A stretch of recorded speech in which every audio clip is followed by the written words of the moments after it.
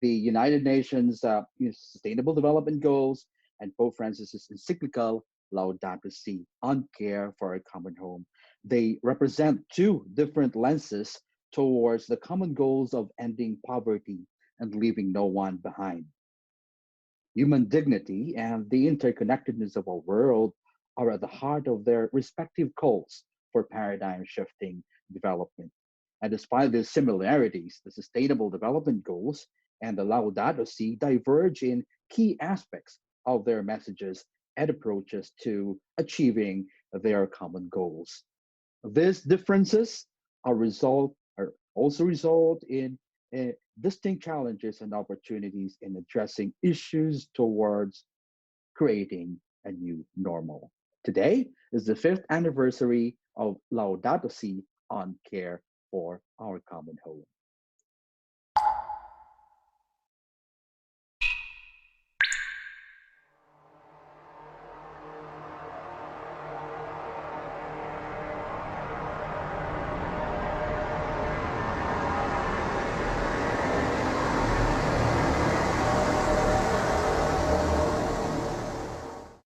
Kasama si Pope Francis at ng buong mundo, pagkilusan natin ang mga panawagan ng encyclical letter na Laudato Si on care for our common home sa ika-5 anibersaryo nito.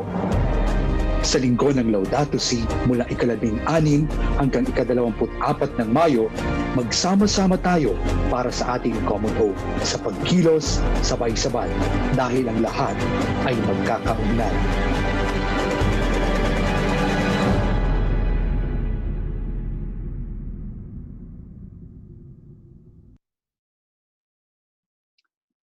And welcome to our 6th webinar for Laudato Si Week 2020.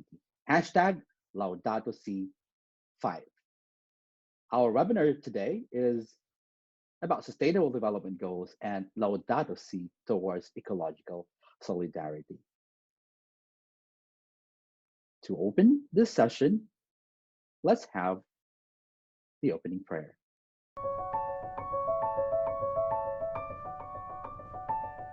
A prayer for our earth. All-powerful God, you are present in the whole universe and in the smallest of your creatures. You embrace with your tenderness all that exists. Pour out upon us the power of your love that we may protect life and beauty. Fill us with peace that we may live as brothers and sisters, harming no one. O God of the poor, help us to rescue the abandoned and forgotten of this earth, so precious in your eyes.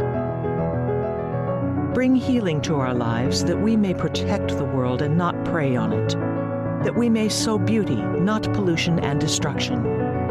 Touch the hearts of those who look only for gain at the expense of the poor and the earth. Teach us to discover the worth of each thing, to be filled with awe and contemplation, to recognize that we are profoundly united with every creature as we journey towards your infinite light. We thank you for being with us each day. Encourage us, we pray, in our struggle for justice, love, and peace.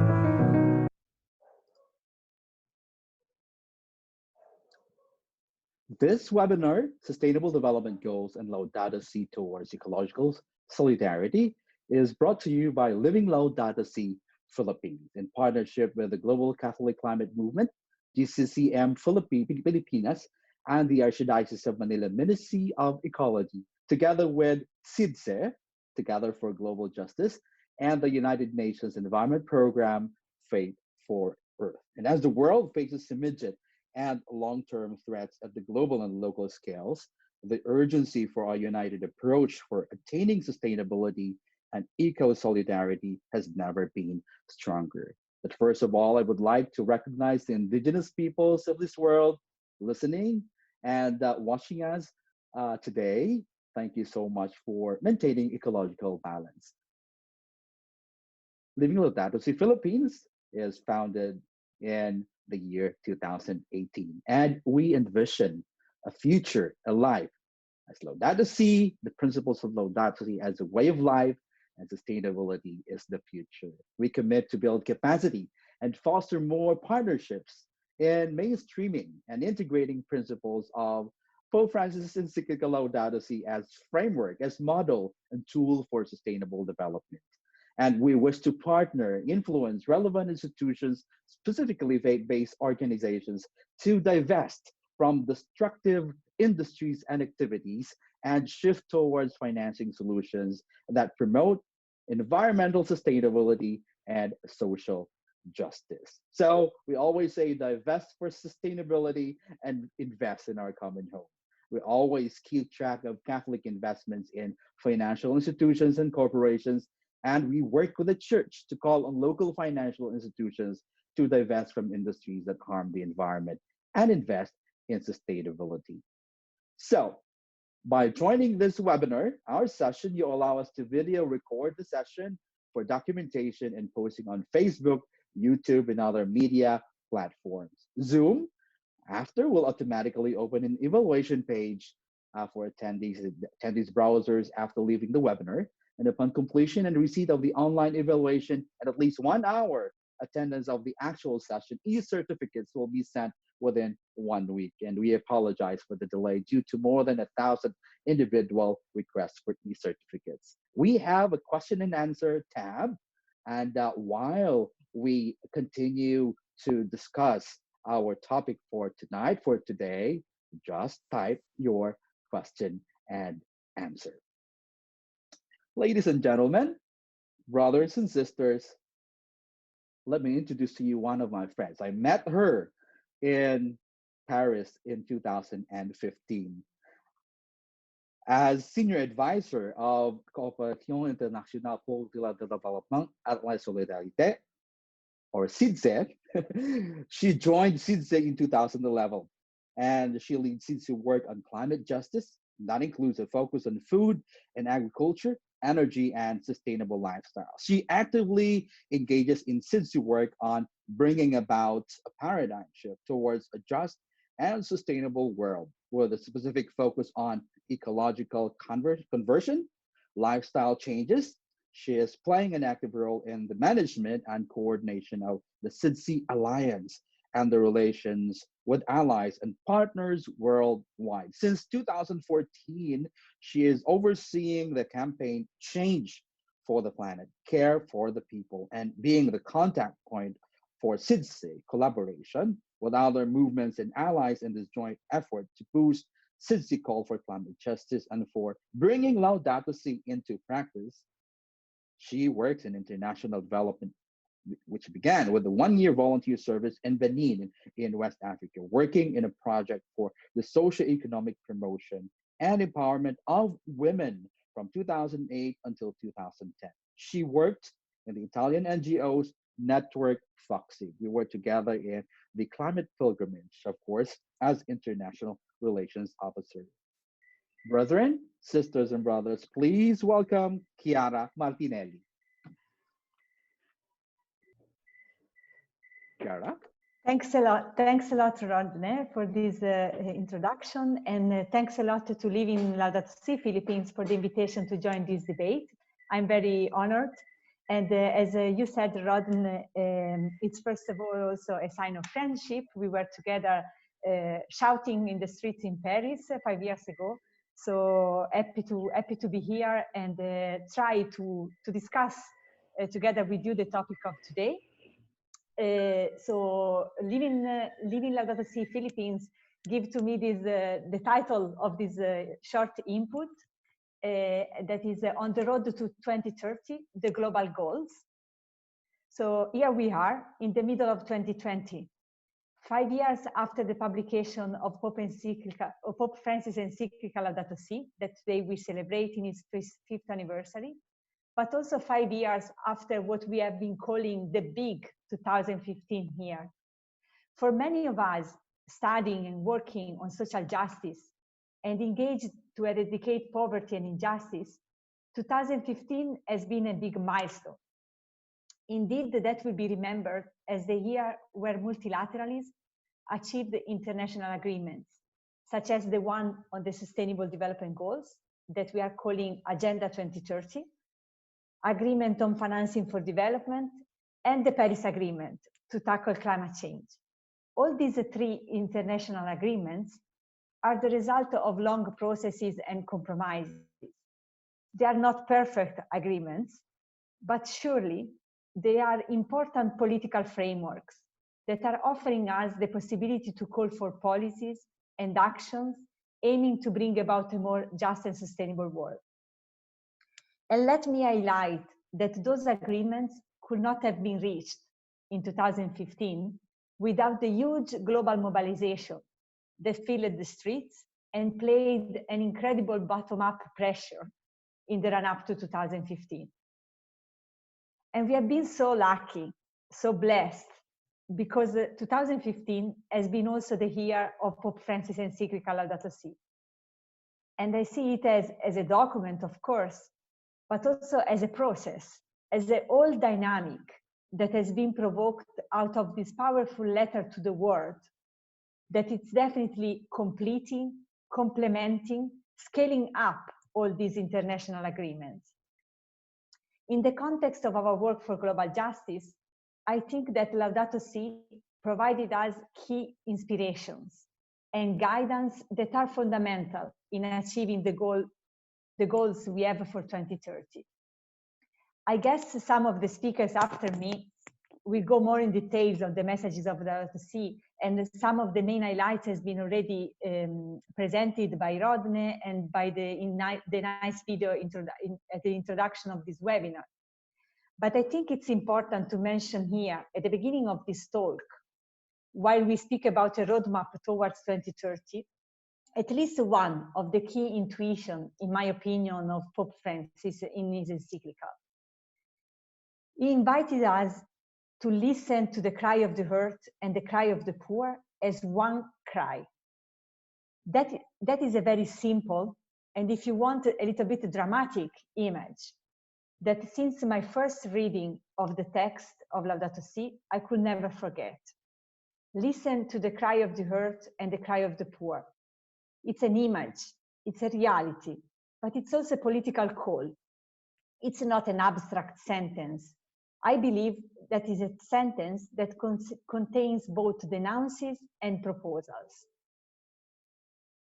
Listen to the cry of the hurt and the cry of the poor. With this sentence, Pope Francis denounces the current crisis, that the current crisis we are living, the economical, environmental, social, but also the current COVID-19 pandemic, are all interconnected crises and are all the result of a dominant economic system that put too often profit and the interest of a few at the center, and a system that is based on domination over nature.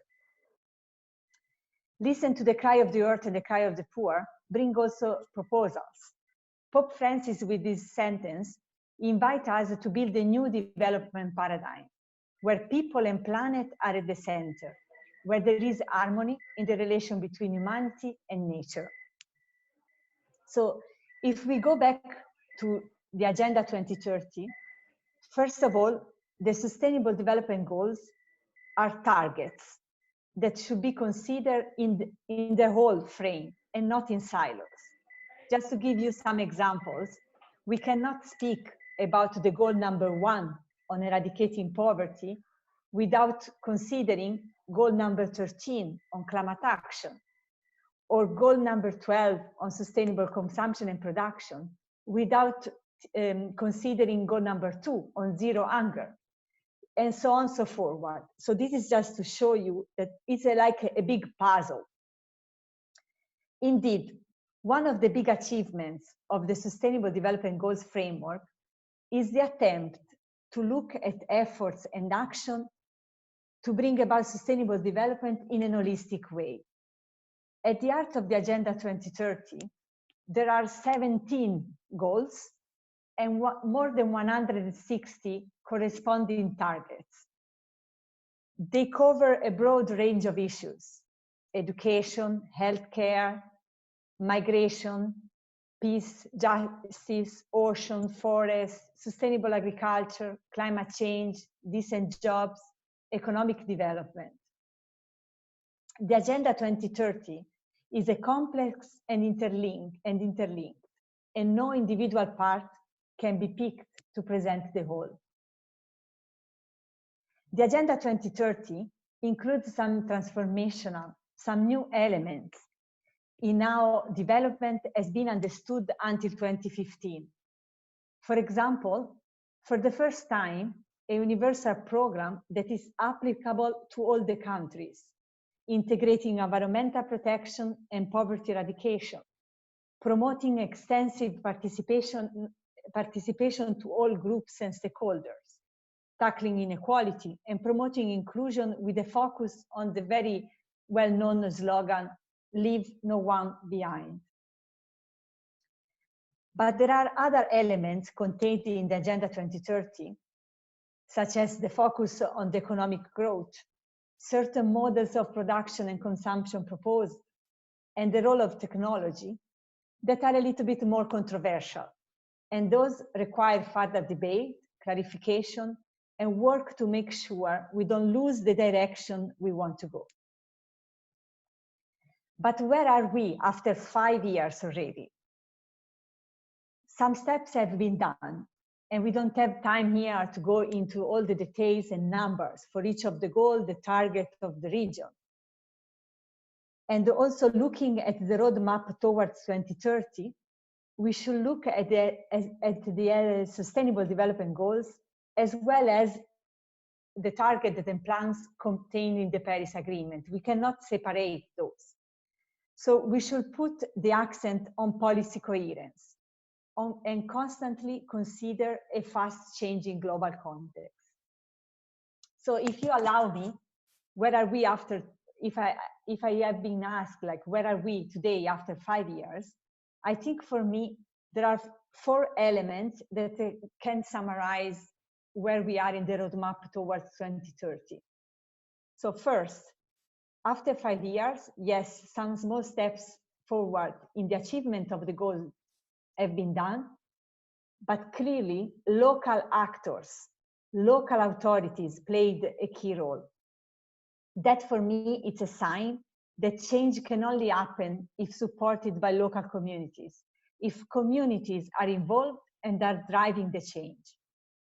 Second element, unfortunately, too little has been done to truly answer to the emergencies out there, especially for the most vulnerable regions.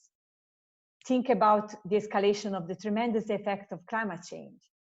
But unfortunately, also the current pandemic is showing it clearly, putting light into an healthcare system too often not well organized and not sufficiently supported. Third element, after 5 years, is that the paradigm of growth at all costs is still the main driver for governments and for a society that is still trapped in the religion of a throwaway culture. And fourth, we all see in the news every day, multilateralism is clearly in a big crisis, and nationalisms are arising. But today, 2020, can also represent a powerful push to shift and bring about urgent and ambitious actions needed to eradicate poverty and injustice, including to tackle climate emergency. Let's try to analyze and learn from what has been done so far, and even from the COVID-19 crisis. This pandemic showed once again that the weaknesses and the devastating effect of our production and consumption models, but also showed how power can be used to stop economy, to put the health of people at the core of decisions, and to provoke solidarity. So 2020 now, it's also the opportunity why we build the plans for a just and sustainable recovery post-COVID-19 to look at those agreements that the international community took in 2015 and confirm those elements needed to achieve the goals, and also to raise the bar so that all efforts could truly bring about an unprecedented decade of transformation. These are, for me, the key ingredient we should take into account, we should keep in our mind to guide us towards the achievement of 2030 goals. One, listen to the science. And the science is telling us that the next 10 years are our last window of opportunity to invert the course of humanity and of our planet. Second, listen to communities, to traditional knowledge, especially indigenous people that are the first guardians of Mother Earth. Third, be careful that urgency doesn't mean fast and without any attention to details. Too often, in the name of the Paris Agreement or in the name of Agenda 2030, some projects are implemented bringing human rights violation and environmental degradation. Let's be carefully consider what are the projects that are helping us to achieve the 2030 goals. And fourth, last but not least, elements that I think we need to consider for to reach the goals of 2030 is ambition. We can't be happy of small adjustments, of small technological fixes, but what we should keep in mind as a target is a radical shift in our way of living, so starting from our individual choices until the economic system we want to build to protect people and planet. It's complex, but it's possible. And there are already examples and experiences that should be supported and scaled up. I think it's crucial for us, for movements, for church actors, for communities, for media, to work to build a new narrative, a narrative of a decade of restoration, a decade of jubilee, a decade that can inspire, can empower change. Create spaces for learning from each other, where stories of sustainable consumption and production patterns are shared, where examples of political decisions that are supporting those transformations are known, are shared into the world. But also it's crucial to keep calling for action at all levels. Change will come if pressure will be strong from individual, communities levels, from national and international. And I like this slogan that we often use in CIDSE in a campaign we are running with youth groups. The slogan says, if we leave it only to people, it will be too little. If we leave it only to policy, it will be too late. So that's, for me, means that we really need to continue calling for action at all levels, and no one can be left behind. And that, as Pope Francis says in his Laudato Si encyclical, change starts with us. Thank you. Thank you so much, Chiara. Grazie mille. And we hope that we have a very comprehensive understanding of course, the Sustainable Development Goals and how our Catholic institutions, our faith organizations are acting on it. And at the same time, looking at the level of how Laudato Si would play a great role in achieving our goals by the year 2030. Of course, we will not wait for the year 2030, but we need to act as soon as possible. Thank you, Chiara. And we'll be preparing for our question and answer portion later on. And if you have some questions to Chiara, please don't hesitate to type it on the question and answer tab. Brothers and sisters, our next resource person has more than 34 years of experience with international organizations, the private sector, and scientific institutions. He has an expertise which is focused on strategic planning, sustainable development, water resources management, and knowledge and innovation. Currently, he is the lead principal advisor on engaging with faith-based organizations at the United Nations Environment Program. Previously, he held several leading positions, including the regional director and representative of the United Nations Environment Program in West Asia from 2012 to 2017. Director of Knowledge and Innovation of the United Nations Development Program's Regional Office in Cairo, 2009 to 2012. He's also Senior Advisor, Environment Advisor at the United Nations Development Program's Sub-Regional Resource Facility in Beirut from 2006 to 2009. Global Practice Manager for the Energy and Environment Group in New York, 2003 to 2006. An Assistant Resident Representative of the United Nations Development Program in Jordan from 1997 to 2003. He adopts a holistic, multi-sectoral approach to development, ensuring cross-thematic integration with internal and external partners. He holds a doctorate degree in biochemical engineering from the University of Bath in the United Kingdom, an outstanding graduate of the Virtual Development Academy from Johns University, and a BA in chemical engineering from University of Jordan. I met him last year in the United Nations Environment Program headquarters in Nairobi in Kenya. He is the director for Faith for Earth program of the United Nations Environment Program. Ladies and gentlemen, joining us through a video, Dr. Iyad Abumoghli, the director of Faith for Earth. Good afternoon, brothers and sisters.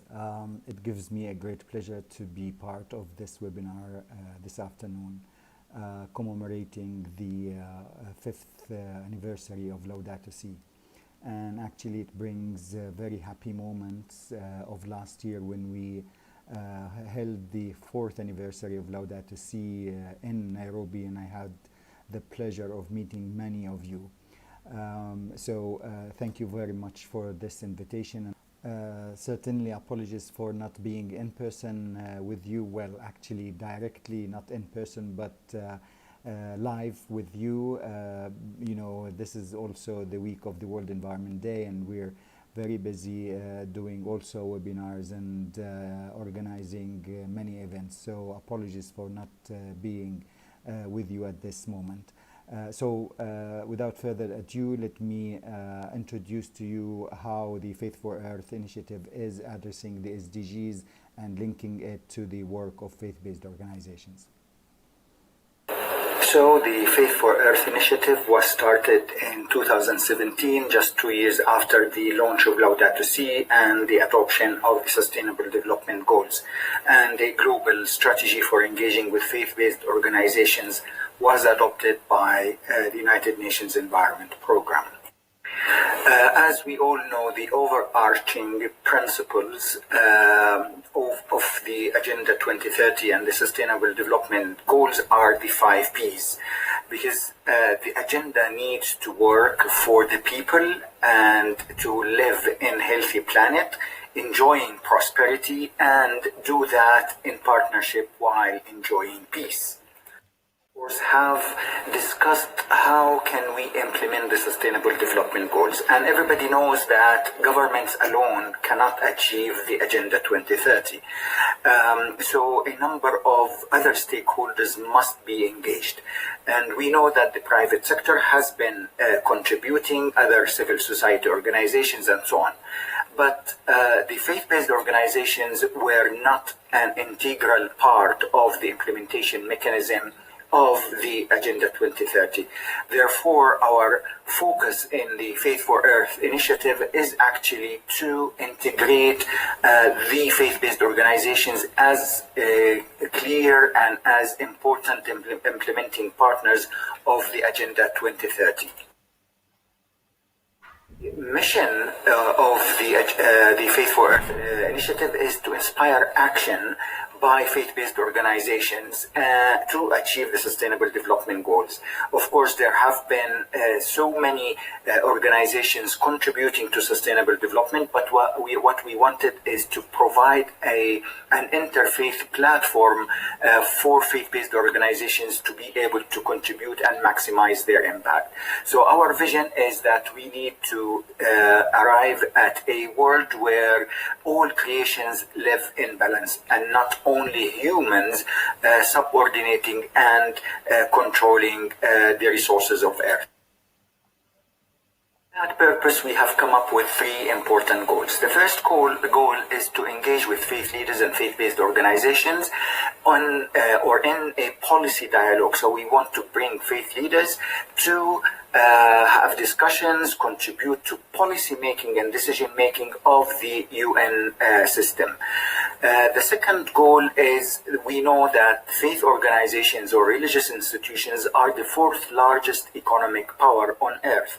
So greening those investments and those assets, in addition to what they own, as faith organizations own 50% of the schools, more than 50% of the hospitals, 8% of the inhabitable land on earth, and so on and so forth. So they have a huge economic power.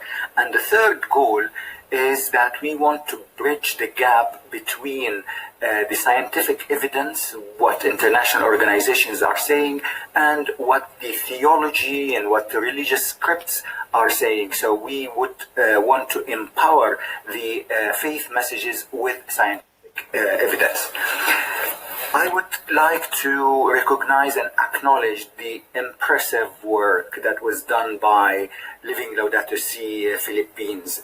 It's very impressive, it's very comprehensive, and you have very skillfully addressed the different 17 goals and linked them to Laudato Si. This is very impressive. In UNEP, we have been trying to do so from a perspective of an interfaith perspective. So what can faith organizations and faith leaders and faith followers do? You know, there are 17 Sustainable Development Goals with 169 targets and 202 indicators. We have focused on what they call the green SDGs, or the 6 or 7 SDGs that contribute directly to the health of the planet. So from the 17 goals, we have focused on 7 of those. We have come up with a set of guiding principles for faith leaders and faith-based organizations, connected them to existing programs and initiatives within UNEP.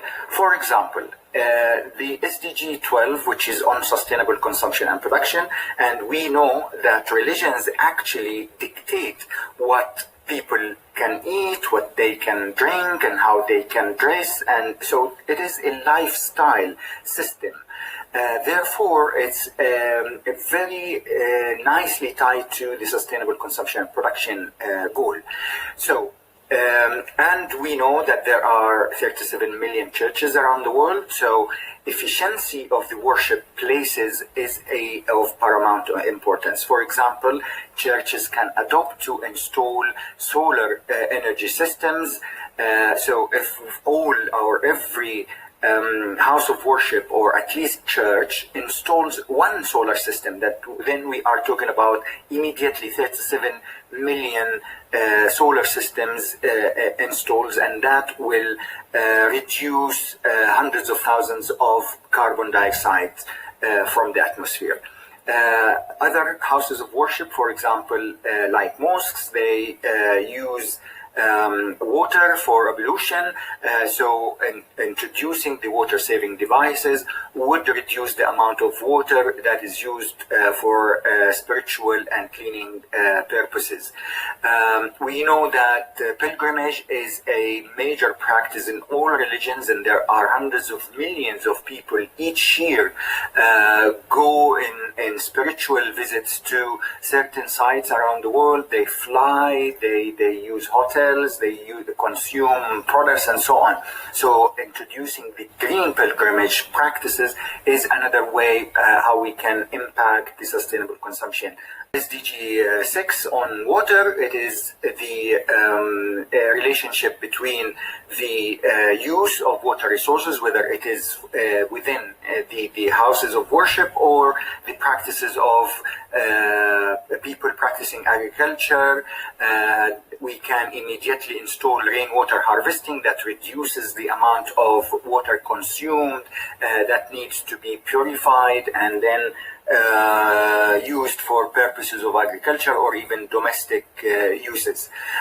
We can, of course, provide the local communities with donated systems relying on sustainable energy, solar systems for pumping water from wells for agricultural purposes. And of course, always education and teaching is very important. We will get in 20 years to occupy 70% of the cities, so 70% of the people living on Earth will be in cities, and we know cities are actually where consumption, where pollution, where conservation can be done. So if we employ a system where we reduce the reliance on fossil fuel, for example, if we can divest from investments in fossil fuel,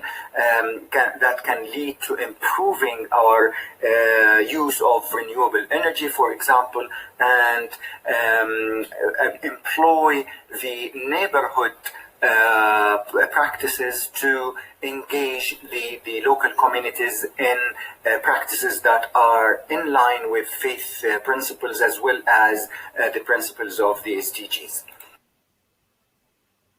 Climate change, of course, again, I mentioned the installation of solar systems on houses of worship. There are already thousands of houses of worship that have adopted greening their premises, but this should not continue to be initiatives isolated here and there, but it should be a practice by all houses of worship for all religions, because this is what we call for in our religions. It is the conservation, the stewardship of environmental resources that God bestowed upon us.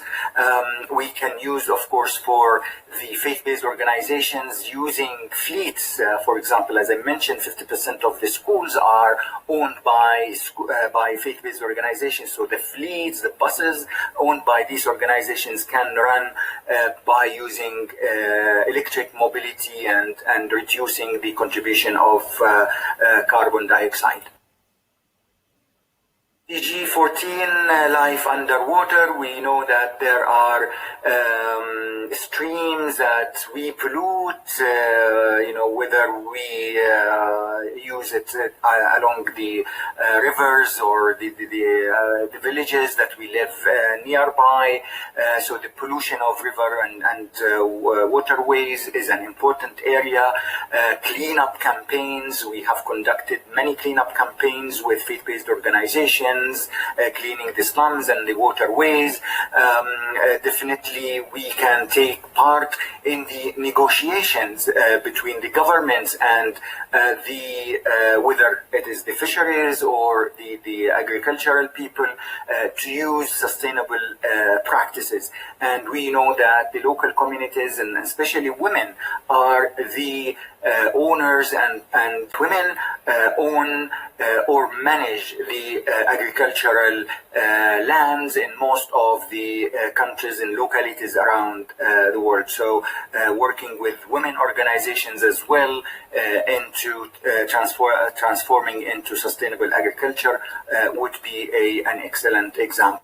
Of course, Life Above Land and the World Environment Day this year is on biodiversity. We see how biodiversity is very much linked to the emergence of new viruses, COVID-19, and other viruses that we have and our ancestors have lived with. We know that the ecosystem is being destroyed. There's 1 million species that are facing risk of extinction. So biodiversity, management of biodiversity resources is very important. And as I mentioned, 8% of habitable land on Earth is owned by faith-based organizations. So proper and sustainable management of these lands. We know that 5% of commercial forests are owned by faith-based organizations. organizations. 28% of forests in Austria, for example, are owned by the church. So the sustainable management of these resources can be done by faith-based organizations. Well, that's all from my side. So I wish you a successful webinar and God bless you all. Thank you and goodbye. And we wish to thank Dr. Iyad Abumoghli from the United Nations Environment Program. As we all know, Laudato Si on Care for a Common Home, the encyclical letter of Pope Francis, is not only admired by Catholics, but above all, different faith communities in the world today. And next would be a friend of Living Laudato Si Philippines, who have been meeting him since 2015. He is the coordinator of the sector of Ecology and Creation at the Vatican Dicastery for promoting integral human development. He is also the chairperson of Philosophy of Science and director of the Institute of Social and Political Sciences at the Salesian Pontifical University in Rome. He was a research scholar at the University of Oxford, where he is an academic visitor from 2011. His most recent books include Creation in Crisis, Science, Ethics and Theology, The Philosophical Roots of the Ecological Crisis, and the 10 Green Commandments of Laudato Si. Ladies and gentlemen, please meet Father Joshtrom Kureethadam of the Dicastery for promoting integral human development under Cardinal Turkson.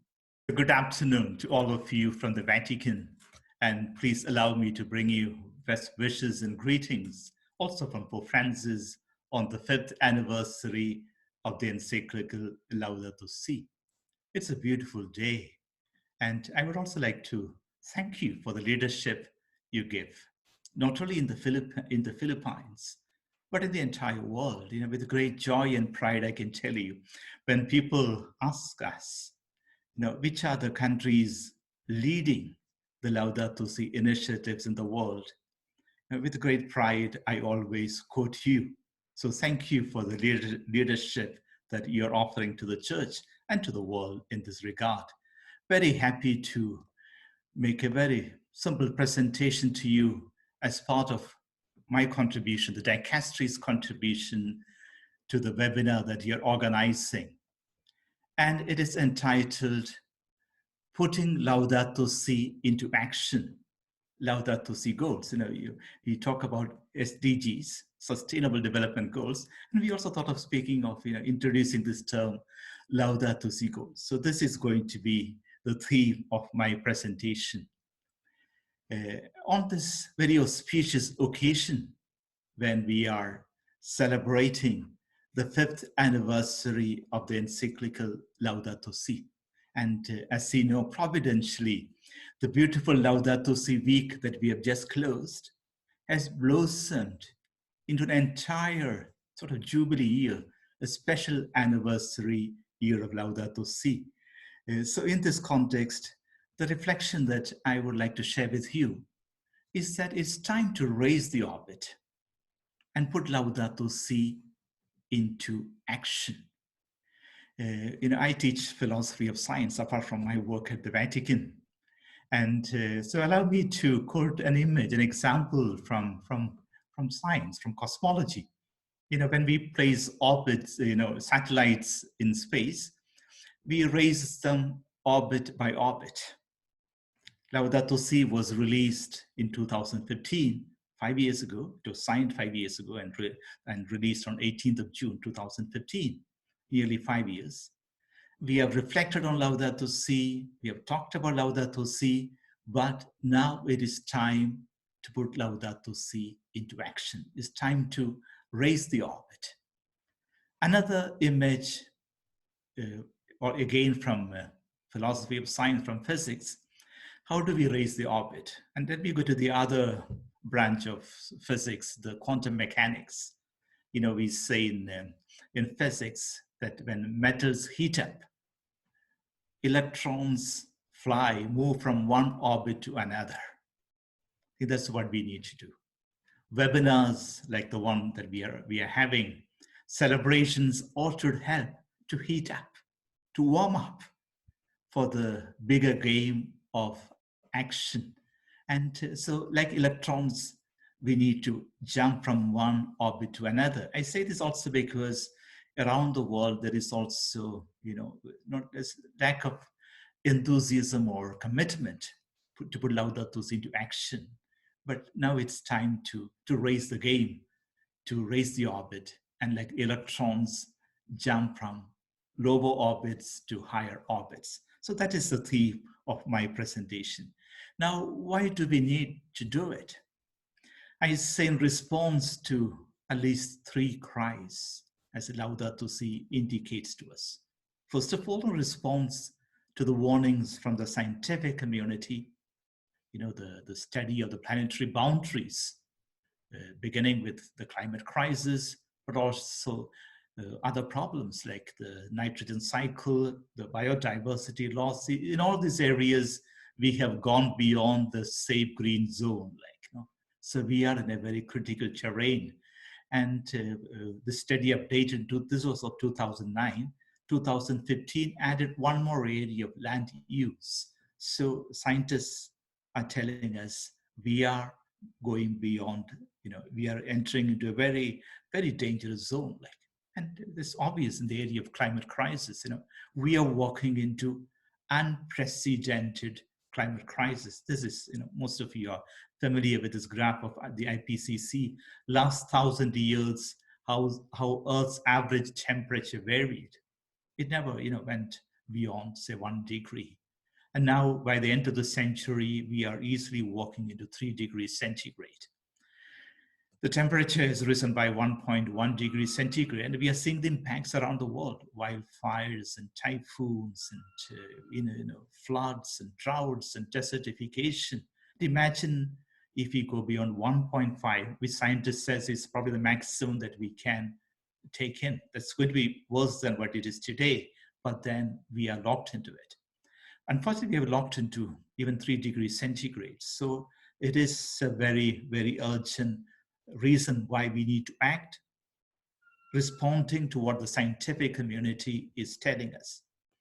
Again, it's not just climate crisis. This is the entire, as Laudato Si does, though this is from the scientific world, but following the methodology of Laudato Si, that many, many tipping points are going to take place. The Arctic is melting much, much faster than in the past. The Amazon is dying out. See, the monsoon patterns are shifting. So many tipping points. So it's not just one crisis. So many crises are going to hitting us together. And that makes it much more serious. We spoke about the biodiversity loss, climate crisis, but also many, very many others. So we need to respond to the call, the cry, so to say, of the scientific community. But even more touching, painful is the cry of the poor. We know our communities, the most vulnerable communities in the peripheries are crying out and see this impact. This is Bangladesh, when floods come and waters remain there, for months and months.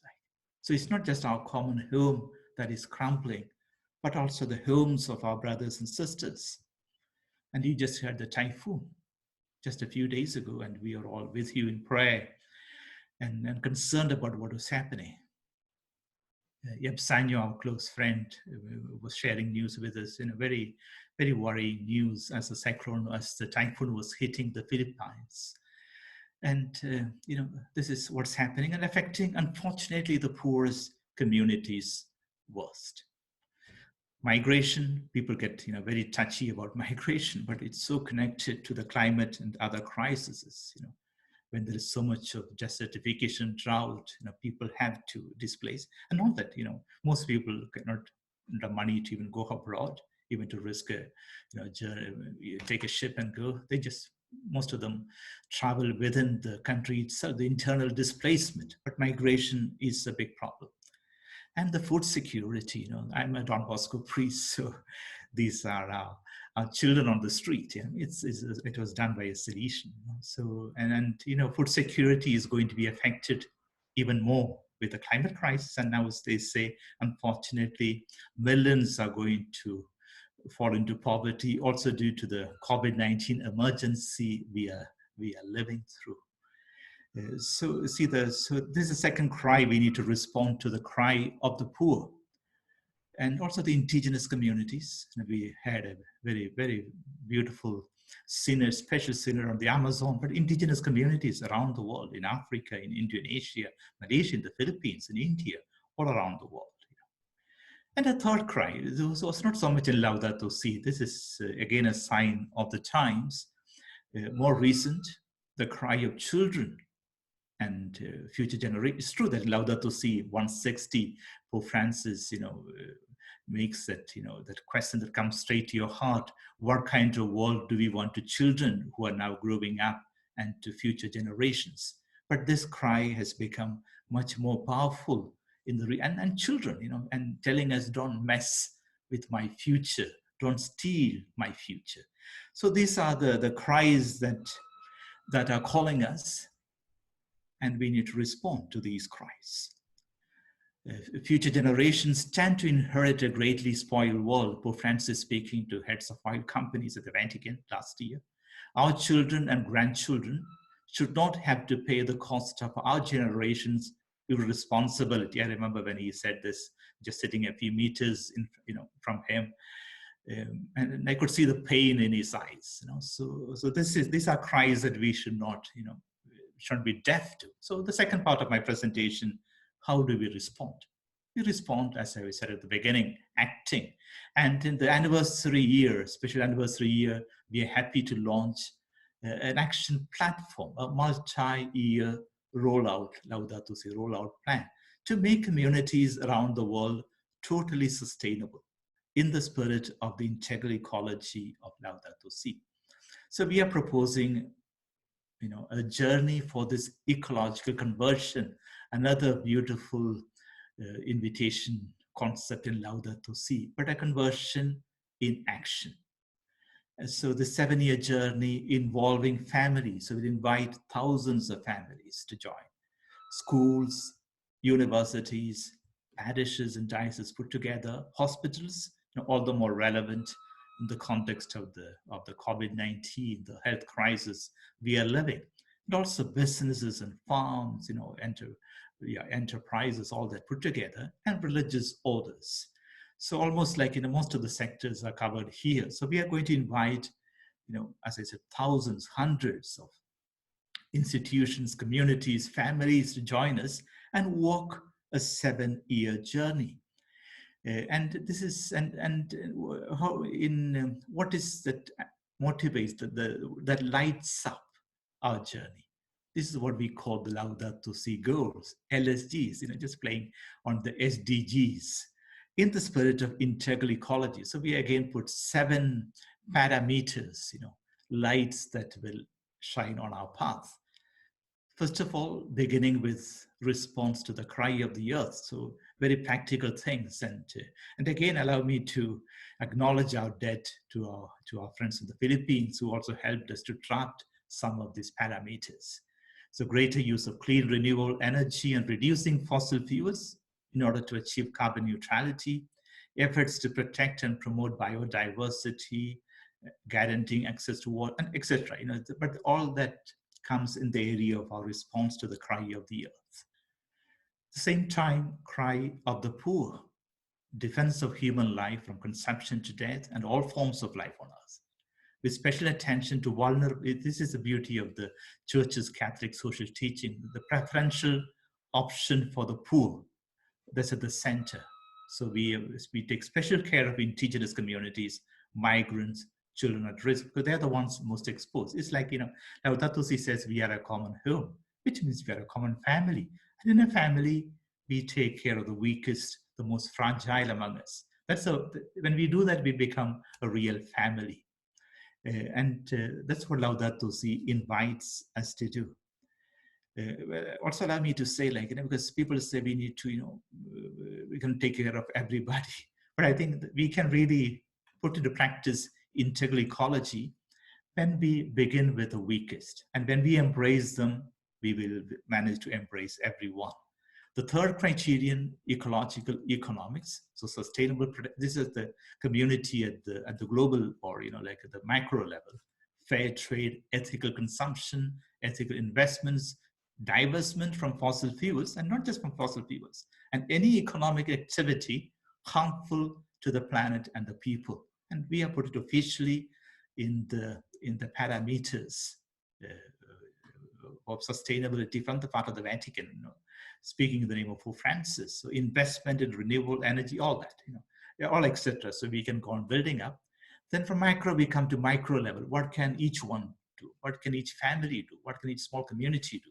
Adoption of simple lifestyles, because unless we change our lifestyles, we are not going to save our common home. We are not going to respond to the cry of the earth and the cry of the poor. So sobriety in the use of resource and energy, avoiding single-use plastic, adopting a more plant-based diet, because scientists tell us that by 2050, or even earlier, 50% of all greenhouse gas emissions are going to come from agriculture and food production. Imagine 50%. So, and in the Amazon, we have had, fires, and mostly to clear land to raise cattle. And they were saying that 80% of all the land clearance is to raise cattle. So can we afford to go on consuming so much of meat as we have been doing? Greater use of public transport and avoiding polluting modes of transportation. And then the two pillars of Laudato Si, education, and next will be spirituality. So we need to rethink and redesign educational curricula and education institutional reform in the spirit of integral ecology to create ecological awareness and action, promoting the ecological vocation of young people, teachers, and leaders of education. Ecological spirituality, beautiful, recovering a religious vision of God's creation. We are faith communities. We are believers. Encourage greater contact, again, practically with the natural world in the spirit of wonder, praise, joy, and gratitude. Promote creation-centered liturgical. We need to connect back with nature. Develop ecological catechesis, faith formation, prayer, retreats formation. And the seventh and the last sort of criterion is emphasis on how do we do all this walking together, creating community, involving the community, not just a Christian, but the entire local community, and participatory action to care for creation of the local, regional, national, and international. So the journey has to be done together. And here the importance of advocacy and people's campaigns, and also importance of being rooted in the local territory and connected to the local ecosystems. So I conclude with a word on the great urgency to act. Scientists told us in 2018 for the climate crisis that we have something like 12 years, now, which would mean today 10 years to really change direction. And that's why, so next decade is going to be so important. As Sean McDonough, the Irish theologian, wrote some years ago, if our generation does not act, no generation can repair this time, at least not in the next few thousands of years or even longer, because climate crisis will go on for centuries, if not millennia.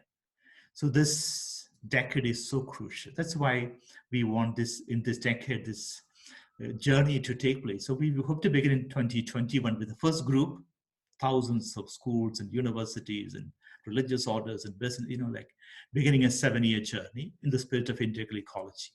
Then 2022, we'll ask another group, and the beauty of it is we hope and we pray that the group that joins in 2022, the number will be the double of the previous year, who will begin their 7-year journey in the spirit of integral ecology, following the SDGs, Laudato Si goals. And third year, 2023, another group, double of the previous number, so growing exponentially. Let me read the second paragraph. In this way, we are planning to grow a Laudato Si inspired network around the world that continues to expand and grow exponentially each year.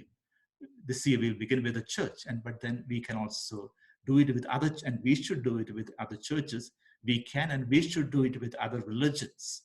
So all together, and if all the religions were to come together, as we always say, we will be 83% of humanity. So we can create that critical mass. And I also like to, to put in some hope here, because sociologists tell us that any change takes place if there is a critical mass, and as little as 3.5% of a group.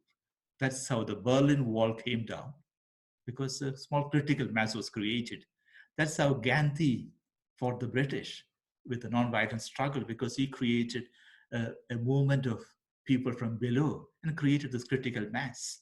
That's how also Nelson Mandela or Martin Luther King did. And for societal, like for systemic change, they say we need 21% of humanity. So next few years, we need to create the critical mass so that by the end of this decade, we can have the societal transformation taking place.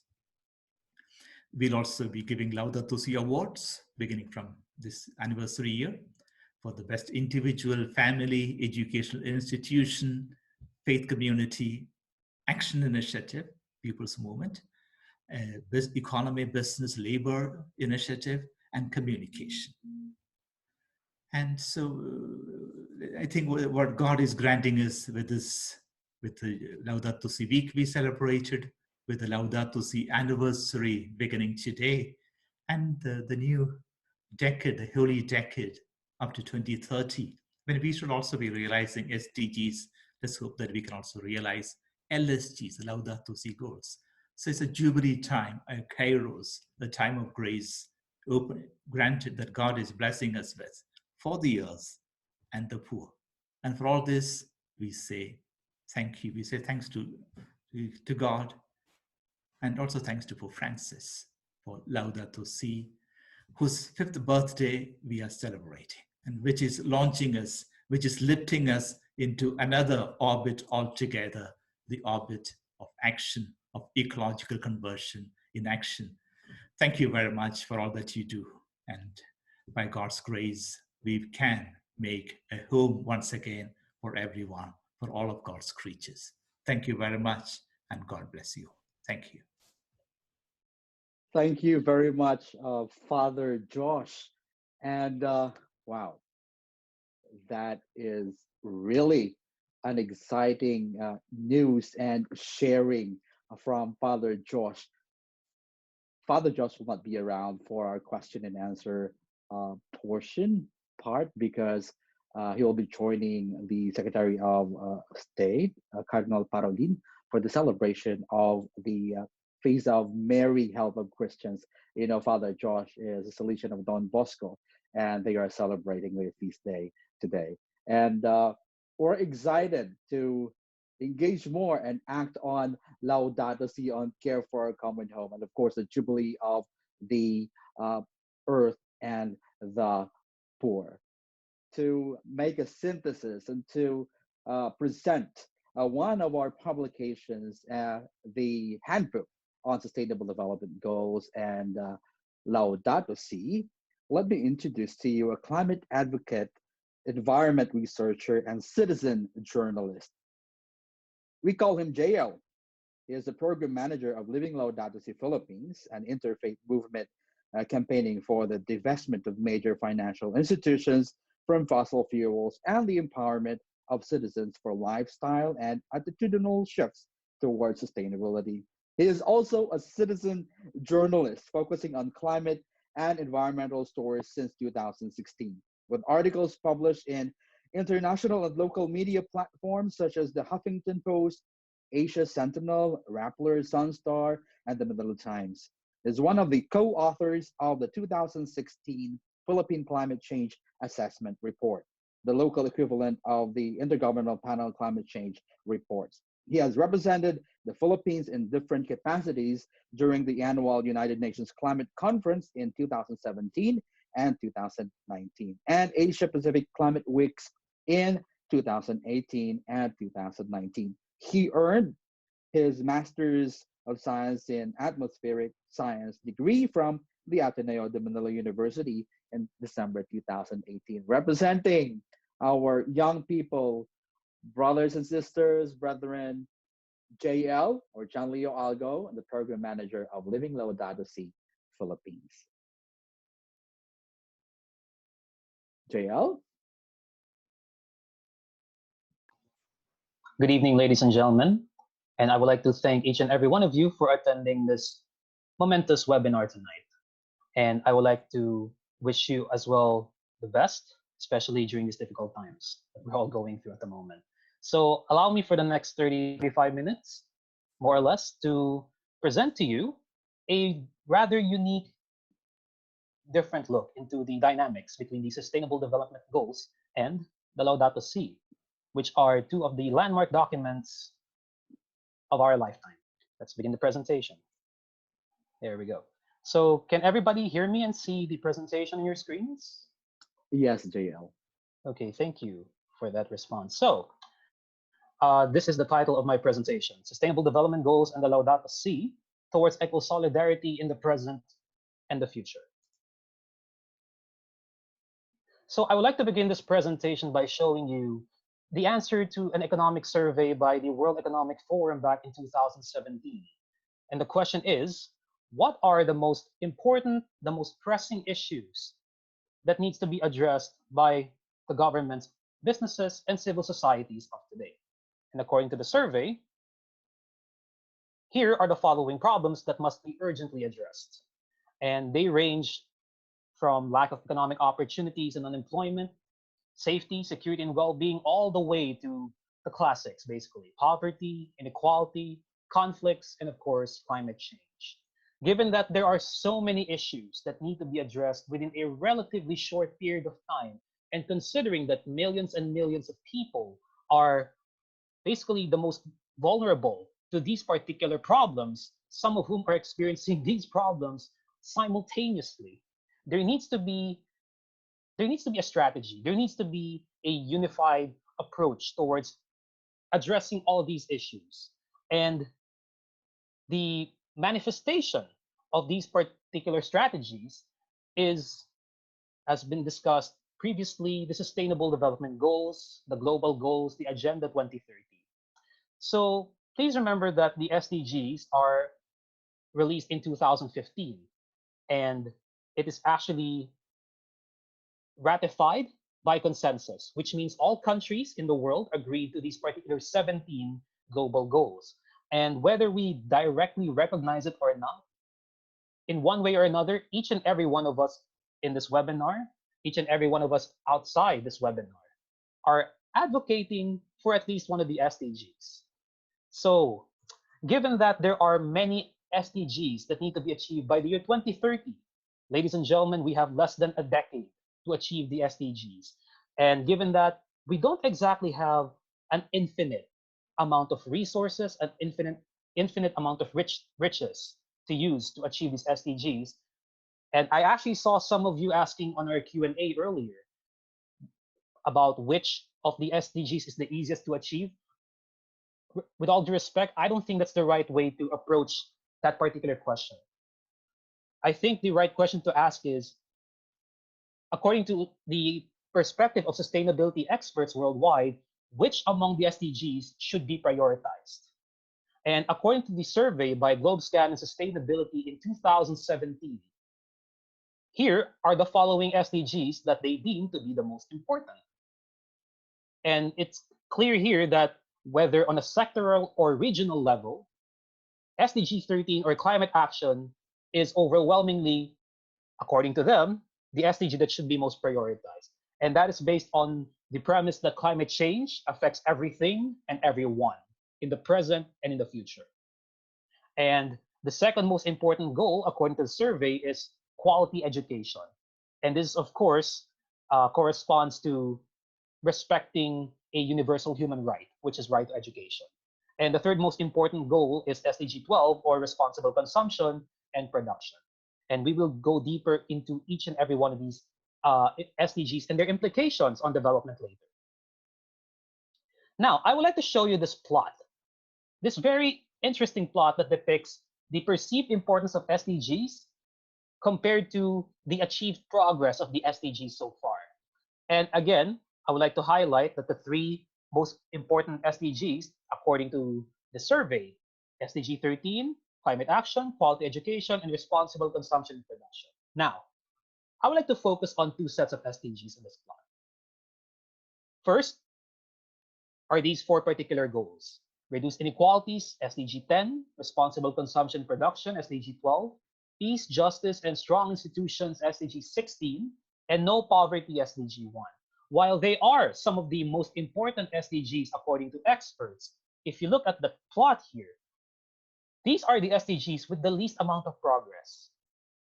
And if you look back into the first slide of this presentation, which is what are the most urgent issues that need to be addressed, each and every one of these SDGs correspond to one global problem: poverty, SDG 1, conflicts, SDG 16, inequality, SDG 10, SDG 13 in a way is affected by our consumption and production patterns. Please note that a lot of our things, a lot of our goods and services that we're using today are basically created with the help of fossil fuels, which upon burning, of course, creates a lot of emissions, greenhouse gases, that has led to a 1 degree warmer world, and of course, the impacts of climate change. The second set of SDGs I would like to highlight are the following: life below water and life on land, which are SDGs 14 and 15. These two SDGs correspond directly to biodiversity conservation. And what that means, ladies and gentlemen, is that they are apparently some of the SDGs that are least prioritized. And at the same time, they have the least progress as well. Of course, the origins of the COVID-19 pandemic that the entire world is experiencing today can be traced back to our neglect on biodiversity. So the reason why I highlighted these two sets of SDGs is that the root causes of all the global issues we're facing today, I think can be summed up quite beautifully with this particular plot. There is a lack of prioritization on the planet, and there is a lack of prioritization on the well-being of the people: poverty, inequality, conflicts, climate change. And as a result, according to the SDG report in 2019 by the Sustainable Development Solutions Network, no country is on track to achieve all the SDGs so far. Even European countries, apparently, which score the highest in terms of progress in SDGs, are lacking when it comes to progress in certain global goals. In particular, SDGs 13 to 15, that will be climate action, life below water, and life on land, apparently are trending in the wrong direction. And the fact that we are having COVID-19 and climate change at the same time, especially in the next few years, I think is a good indication of this particular trend. According to the report as well, no country is on track to achieve SDG 1. In fact, more than half are on pace to fall way short of eradicating poverty. And even high-income nations fare poorly in SDG 12. What that means is that high-income nations, which are supposed to have a high quality of life, are the ones that are consuming the most resources, which is basically exploitation, over-extraction of the Earth's resources. And interestingly enough, this report also finds that the women in OECD countries, including a lot of high-income nations, do 2 more hours of unpaid work. And if that's the situation in basically developed countries, imagine the situation of women and other vulnerable, marginalized sectors in developing countries. Land use and food production are not enough amidst a growing population demand, and human rights and freedom of speech are endangered. So there are a lot of issues, there are a lot of gaps, challenges in achieving the SDGs that need to be addressed, and we will get back to that in a bit. But before we get to that, I would like to briefly explain another of the landmark documents that were released in 2015, as stated by Ms. Chiara earlier, Pope Francis' encyclical Laudato Si. And just to emphasize again the importance of this particular encyclical, it officially places the church behind the environmental movement, while the the reigns of Pope John Paul II and Pope Benedict XVI featured a lot of pro-environment messages. Pope Francis's Laudato Si officially sealed uh, the fact that the church supports the environmental movement. And it is the first Catholic document to directly address the climate emergency and environmental degradation in the context of social injustice. Of course, the Laudato Si goes deeper into the root causes of those particular issues. And again, we'll go to that in a little bit. And as mentioned earlier in this webinar, the Laudato Si is not just for Catholics. It's known for its inclusive nature because it is addressed to everyone in the world. And I would like to share with you briefly, personally, my favorite quote in the Laudato Si. And I think this captures eloquently one of the key issues that need to be addressed in our society today. And that is that the gravest effects of all attacks on the environment are suffered by the poorest every single time. Whether it be a natural hazard, whether it be armed conflicts, economic setbacks, social injustices of different kinds, it's always the poorest, those who have least in terms of resources, that are experiencing the brunt, the worst of these impacts. Therefore, the fate of the poor, their welfare, of the marginalized, they need to be integrated into solutions.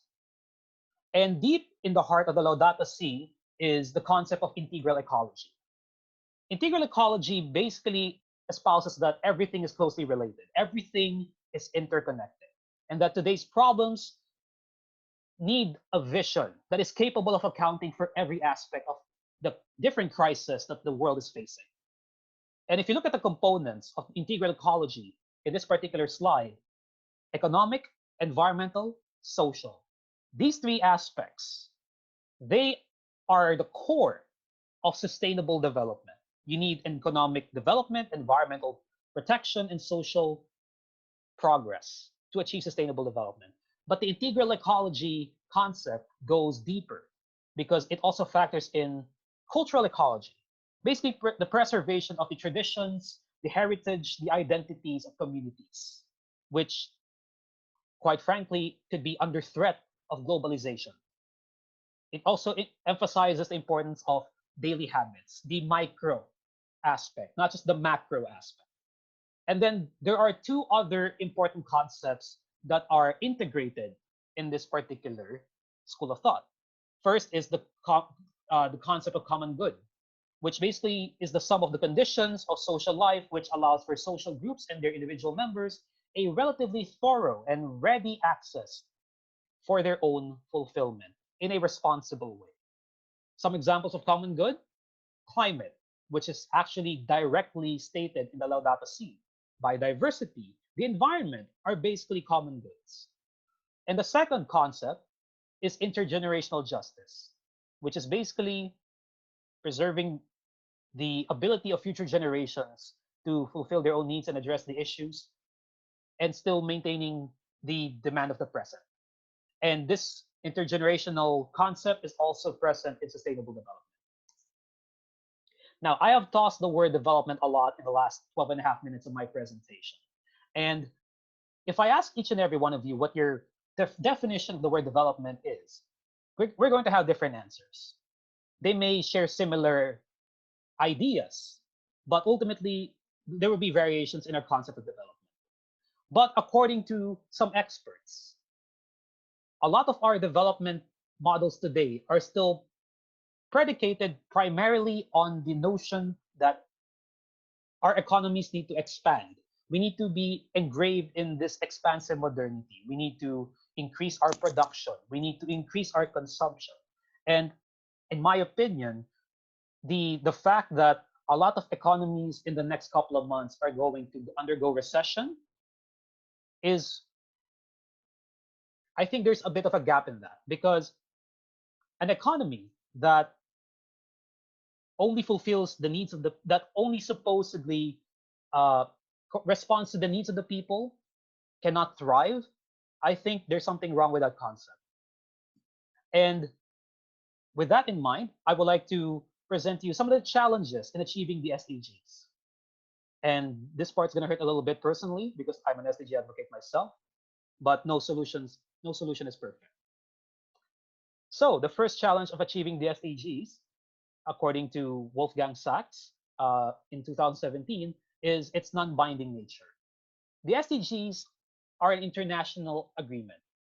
The fact that it's non-binding has an advantage, and that is that it makes it inclusive. Basically, if you make an international agreement legally binding, it might discourage or even convince certain countries, especially those that you need to participate, to not participate at all because of sanctions. That's why it's non-binding. That's part of the reason why.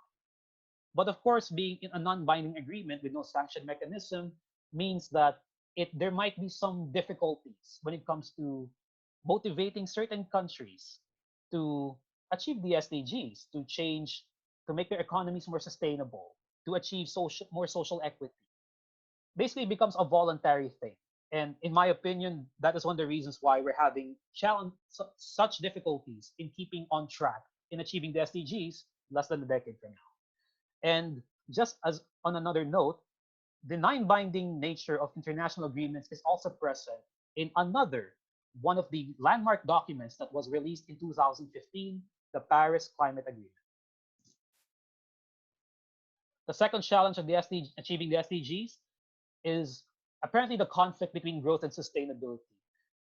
Basically, focusing on the idea that economic growth and environmental degradation can be decoupled, that it is possible for our economies to grow as they are modeled today without compromising the environment.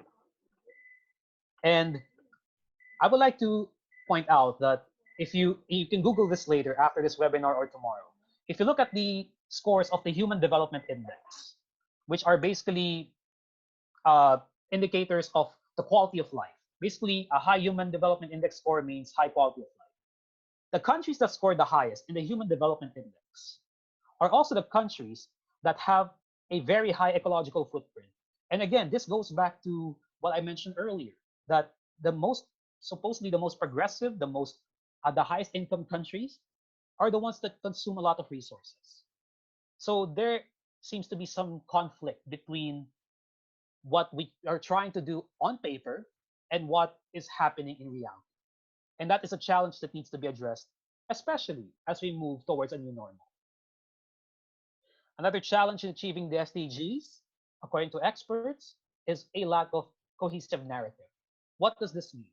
This was already pointed out earlier by some of the previous speakers, but I would like to highlight on this a little bit. Some of the SDGs, there are 17 global goals, there are 169 indicators, and there are hundreds of sub-indicators. And there seems to be some conflicting SDGs, conflicting indicators. Just to give you an example, suppose that you want to have a solar farm built on a large field. That's SDG 7. You want solar farms because they're alternatives to coal, they're alternatives to petroleum oil. It provides cleaner energy, it reduces emissions. But for example, in a particular community, what if you will need to clear a large section of the agricultural lands there to build a solar farm? That affects zero hunger, SDG 2. So there are conflicts. There seems to be some kind of lack of cohesive narrative. That's what I mean when I say that. And another thing is that there's this current treatment of poor nations by developed countries, wherein in the spirit of globalization, of course, countries are supposed to help each other out.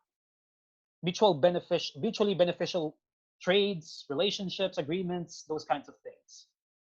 But there seems to be a trend going on that rich nations are regarding developing countries.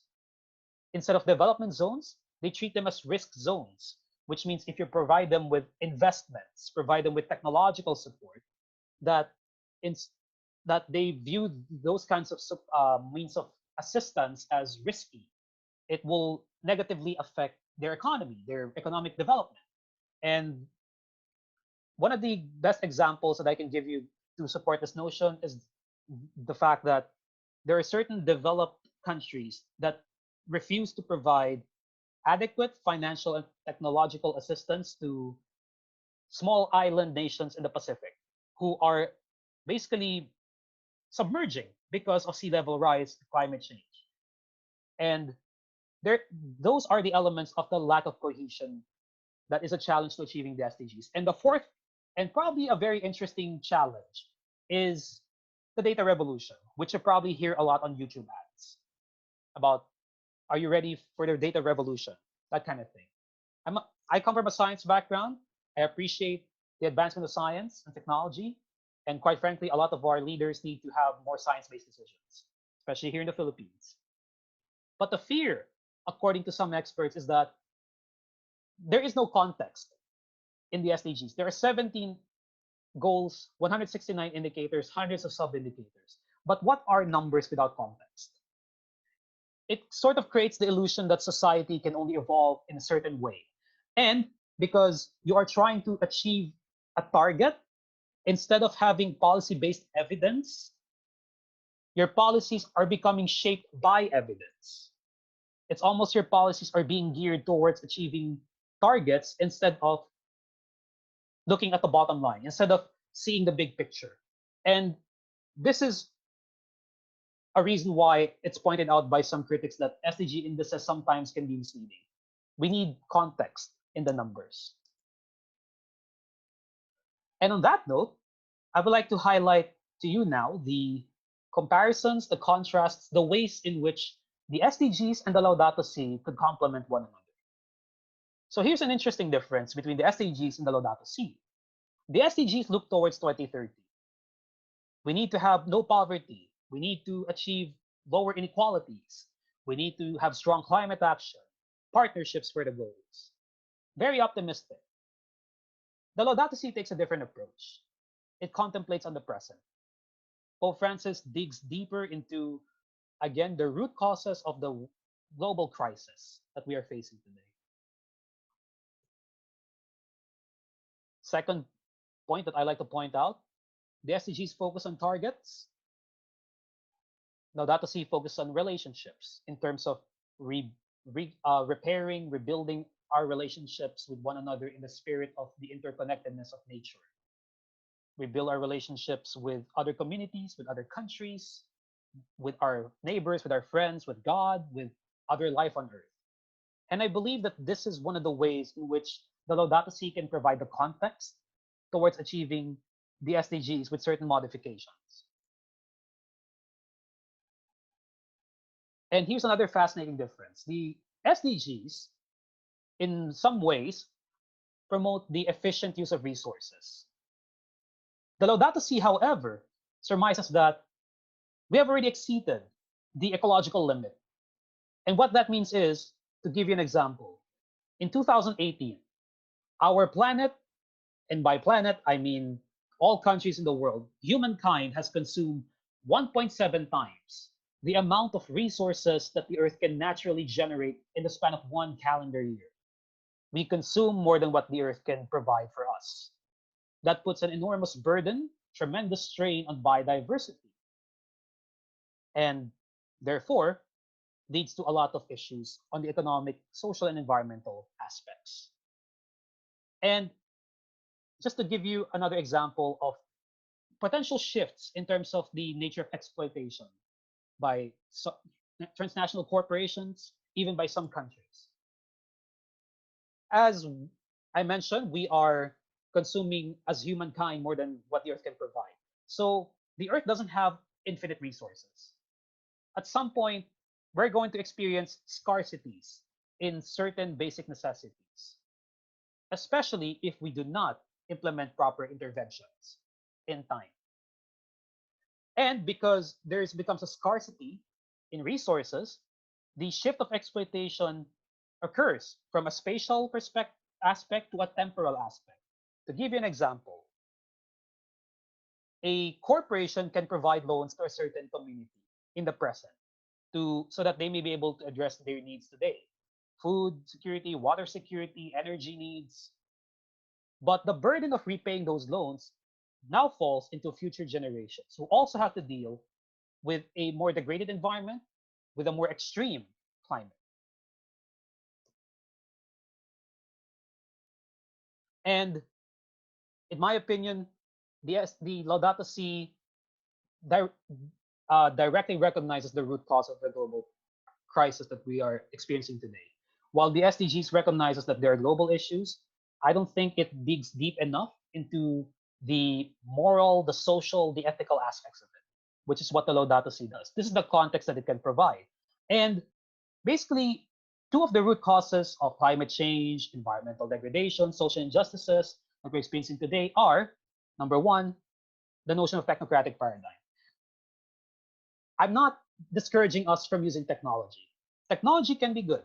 This webinar will not be possible without technological advancements that have happened in the last 20, 30 years. But technology makes us more powerful. It gives us a stronger sense of control over our surroundings. But please remember that not every increase in power is beneficial to the environment. And by environment, I'm not just talking about ecosystems. I'm not just talking about biodiversity. I'm talking about literally our surroundings, and that includes other communities, family, friends, neighbors. Second root cause, modern anthropocentrism. Basically, the notion that we are the center of everything, and therefore it leads us to basically treat others as mere raw materials, as tools to achieve our goals, that a lot of which are focused on profits, materialistic wealth. And those are the root causes that drive a lot of the problems that we're facing today. Ultimately, Pope Francis says in the Laudato Si that there needs for humankind to undergo what he calls a cultural revolution. Now, we are not suggesting that we return to the Stone Age or something like that. But we do need to slow down and look at our reality in a different way. And the ironic thing about the COVID-19 pandemic, for all of its bad implications, especially for the next probably 18 months or even longer, depending on how we fast find a vaccine, is that the COVID-19 pandemic has given us the opportunity to slow down and look at our reality in a different way. And what this cultural revolution basically means that we need to take the positives, the aspects of sustainable progress that we have achieved as a society today. We take that, but we also need to recover the values, the virtues, the relationships that were somehow lost or strained because of our subscription to the concepts of technocratic paradigm and modern anthropocentrism. And the Laudato Si and the Sustainable Development Goals, they both espouse interconnectedness. After all, there are 17 SDGs. The integral ecology basically is centered on the need for looking at every aspect of the global crisis to solve it. Both SDGs and Laudato Si recognize the dignity of the human person as fundamental, and it recognizes that our challenges are connected. And more importantly, and this is very important in the context of social justice, both issue a call that no one should be left behind. And it echoes an intention to reach the most vulnerable, the furthest behind first. In either case, the concept of development as we knew it is over. If the COVID-19 pandemic has not made us realize that, I don't know what will, to be honest. But I hope everyone has realized that for the sake of everyone in this world. The time has come for expansive modernity to end. The time has come for the notion that we need to consume a lot of resources to have a high quality of life. We need to end that mentality as well. The time has come for third world countries to be self-sufficient. We don't need to follow the development models of developed countries, which are basically resource intensive. We can implement a transformation that involves the elimination of the non-sustainable sectors with the clear aim of preserving others. And I believe this can be translated into a new normal that contains the following aspects. Urgent phase out of fossil fuels, especially coal. And please note that we have until 2030, not just to achieve the SDGs, but to also limit global warming to 1.5 degrees Celsius and avoid catastrophic climate change. Both needs to be achieved by the year 2030. And as I mentioned earlier, climate is a common good, and we must take care of it responsibly. Think globally, act locally, never goes out of style. It's as relevant as it's ever been. Let's get rid ourselves of the wasteful culture, the throwaway culture.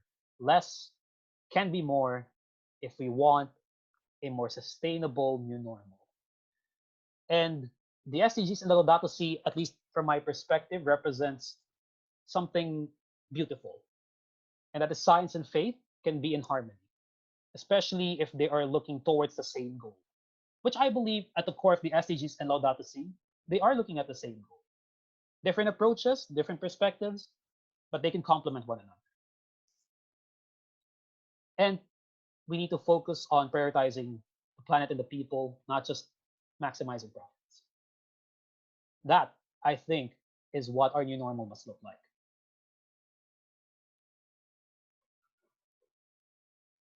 The title of my presentation includes the word eco-solidarity. So I would just like to give you my own definition of eco-solidarity. If you want to ask any of us later about what kind of development model we must have then in order to achieve a more sustainable future, that is a very difficult question to answer. Quite frankly, not even the most experienced economist could probably answer that 100%. That's a very unlikely possibility. But in my opinion, the kind of development model that we should have moving forward must contain a foundation of eco-solidarity. It's a model that's underpinned by justice, respect, peace, and genuine care for others. It relies on reciprocity and mutual dependence, fosters social and cultural healing, preserves indigenous knowledges and practices, relies on intergenerational solidarity, and owned by local communities. Not saying globalization must stop. Global cooperation is important now more than ever to address the challenges of today. But we also need to preserve our local identities. We need to make our local capacity stronger. Because while we have global crisis, their impacts are local. So we must know how to deal with it within our respective areas. And deeply dialogical and future focused, and acknowledges the equal dignity of all human beings. Just to sum up, in my opinion, what eco-solidarity is, it's that Laudato Si as a way of life and sustainability is the future. Now, for the last 32 minutes, I have discussed to you at least my perspective on the dynamics between the SDGs and the Laudato Si. But it's not the only possible explanation for that. You at home, you listening to this webinar, and your families, friends, you might have your own interpretations on how the SDGs and Laudato Si contrast, compare, and complement one another. And I think that's the one thing that you could experience for yourself by reading our SDGs and Laudato Si Handbook, which we are officially launching online today on the 5th anniversary of the Laudato Si. This handbook was actually originally launched in Cagayan de Oro during the Philippine Environment Summit last February. But of course, given the constraints of COVID-19 and to maximize the reach and the scope of the messages, the very important messages that are embedded in these two landmark documents, we're launching it online today. And just to give you a preview of what you can expect, sample page right here, you can see to your right side, the passages in the Laudato Si that corresponds to the SDG in question, as well as some of the things that you can do. Many people are always asking us in the NGO sector, those who are climate and environment advocates, what can we do? I believe that those steps that you see on the left side, so those are some of the things that you can readily do. I'm not going to spoil the fun I'm not going to spoil everything. I'm going to leave it up to you to read the SDG Laudato Si Handbook and experience and reflect for yourselves how we can achieve sustainability, eco-solidarity. And on that note, I would like to end my 34-minute presentation. Thank you and have a happy reading. Thank you so much, JL. That was really, really a comprehensive discussion of Laudato Si and sustainable development goals. So, sisters and brothers, we got the SDGs and Laudato Si Handbook. We will give it to you for free, soft copy, but if you wish to have a hard copy, don't hesitate to actually inform us or email us so that we'll give you a hard copy, of course, for a little bit of price of cost, just to defray our expenses for publishing it. So, sisters and brothers, we got the Sustainable Development Goals and Laudato Si towards ecological solidarity. We got 4 amazing speakers. We got Chiara from Belgium right now. We got Father Josh from Rome. We got Iyad Abumoghli from Nairobi, Kenya. And of course, we have John Leo, Algo, JL from the Philippines. I just would like to highlight before we go to our question and answer parts about the LSGs, and that this has been officially announced today in this webinar by the Dicastery represented by Father Josh. So as you can see in here, look at that, that's a flower. This flower is what we call the star flower. This is one of native flowers in California, and they call this the Schemapos borealis, meaning to say in Greek, it's you're being freed from strife. And of course, borealis means star, north, and this represents Mother Mary. And the 7 stamens represents, of course, the 7 sectors which Father Josh actually discussed, and also the 7 years, the jubilee for the hope for the earth and for the poor. And so we got the seven LSGs, is what we call the Laudato Si goals. And we thank our colleagues in Living Laudato Si Philippines. Of course, we have Winken, our Mission Communications officer, who made this very beautiful graphics for all of us. For us, not to forget, hashtag Laudato Si goals. So by posting this on social media, and of course, this is being actually forwarded to the Vatican's Dicastery for promoting integral human development. So don't forget, goal number 1, response to the cry of the earth. Number 2, response to the cry of the poor. Number 3, ecological economics. 4, adoption of simple lifestyles. 5th, ecological education. 6th, ecological spirituality. And the last but not the least, community engagement and participatory action. So there you are. You got, and we got the 7 Laudato Si goals. Don't forget to use the hashtag Laudato Si goals. And of course, we have this handbook. So ladies and gentlemen, sisters and brothers, we now have our question and answer part. We got a lot of questions right now, and we request Chiara to join us in our question and answer portion. Like, it is not, of course, Miss Universe 1 million worth of questions, but yes, let's go to the first question for Chiara. Ruth Ann Muski said that she's very thankful for the clear presentation. Her question is, am I right in saying that what we need now is what we call deep ecology, which means the conscious effort of individuals to have strong connection with the environment? Chiara. Yes, sure. I will try my best. I saw there are so many questions. So thanks for this one. Actually, I never taught myself about deep ecology, but I really like the wording. What I'm more familiar with and what I'm working on in the last years is more the concept of integral ecology. Mm-hmm. And I guess integral and deep can be also used as synonymous or as independently, one and the other.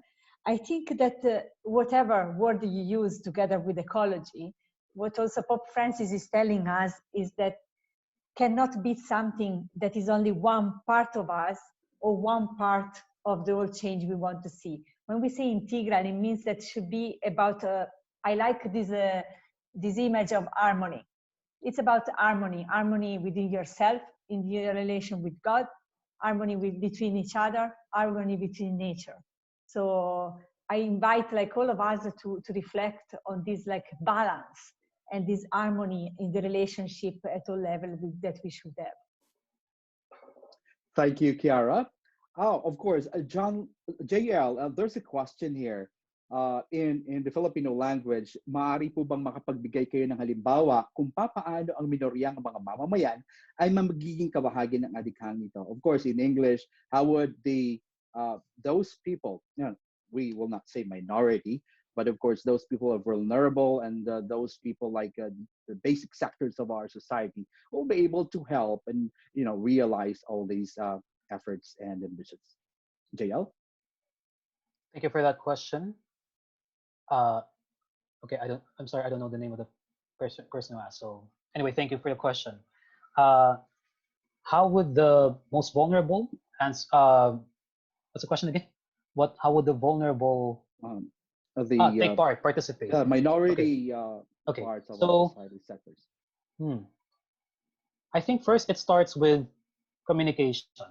I think one of the problems that persists, especially in the Philippine setting, when it comes to policies, is that we have a lot of good policies. In fact, our policies, our programs, activities, laws when it comes to the SDGs, or at least issues related to the SDGs, are open to civil society, to community participation. You can see that in how we handle disaster risk reduction management. You can see that in basically even planning, city planning, town planning, but there is a lack of serious communication with from certain government organizations. And to preserve our partnerships with them, I'm not going to say what they are, but so yeah, I think it starts with communication, and I think it's important that those who are the most vulnerable sectors, they are the ones that should take the first step. Not necessarily, I don't mean that they should take that first step. What I mean is they need to show initiative. And what that means is they could try to contact certain civil society organizations, for example, who are aligned with a certain SDG, with a certain advocacy that they want to pursue. So for example, let's use example of farmers. Farmers in the Philippines are not exactly well cared of, unlike in other countries. So, and there are many cases naman na there are certain non-government organizations who are helping and assisting farmers in terms of financial assistance, in terms of teaching them climate resilient agricultural techniques, and even proper agricultural practices that do not destroy forests or harm nearby biodiversity. So there's a wealth of information out there that just needs to be uncovered, not necessarily discovered, but just uncovered. But it starts with communication and initiative. Thank you, JL. We have some participants here who would like to ask question live, so we are allowing some of them. Miss Gemma Klett, can you ask your question, please? And please unmute your microphone. All right, if you're not yet ready, we go to the next question. The next question is, how can we sustain ecological balance of nature knowing only a few are working on the sustainability of the earth? Chiara and JL, if you would like to answer this question. That's not an easy question. Actually, I love always to stress that we are not so few. Actually, we are many. And that there is a growing movement of people, I think, especially in the Catholic Church or inspired by Laudato Si, a growing movement, a lot of initiatives. And so let's not focus on the few, but let's focus on what we have. I think what we need to learn, and I think us like working since many years in this sector, we need to learn to be more strategic. I think there is a lot that we can learn also from other experiences. The point that has been raised now about communication is key in our work today. We saw also it with the COVID-19 crisis. So we needed to become a little bit more strategic in terms of liaising and linking up the different actors as we are doing here today, like me in Belgium, you in the Philippines, strengthen movements, relations, and working more closely together and towards the same goal. Thank you, Chiara. How about you, JL? I agree with Chiara on the need for strategic actions, especially on communications. And I think one example that I can share regarding that kind of a initiative, especially when it comes to preserving the ecological sustainability, is pressuring certain institutions, governments, banks, corporations, to become more sustainable in their decision making and in their policies. Because there are institutions out there, and this is from firsthand experience, that they care a lot about profits, sure, but they also care about reputation. Mm-hmm.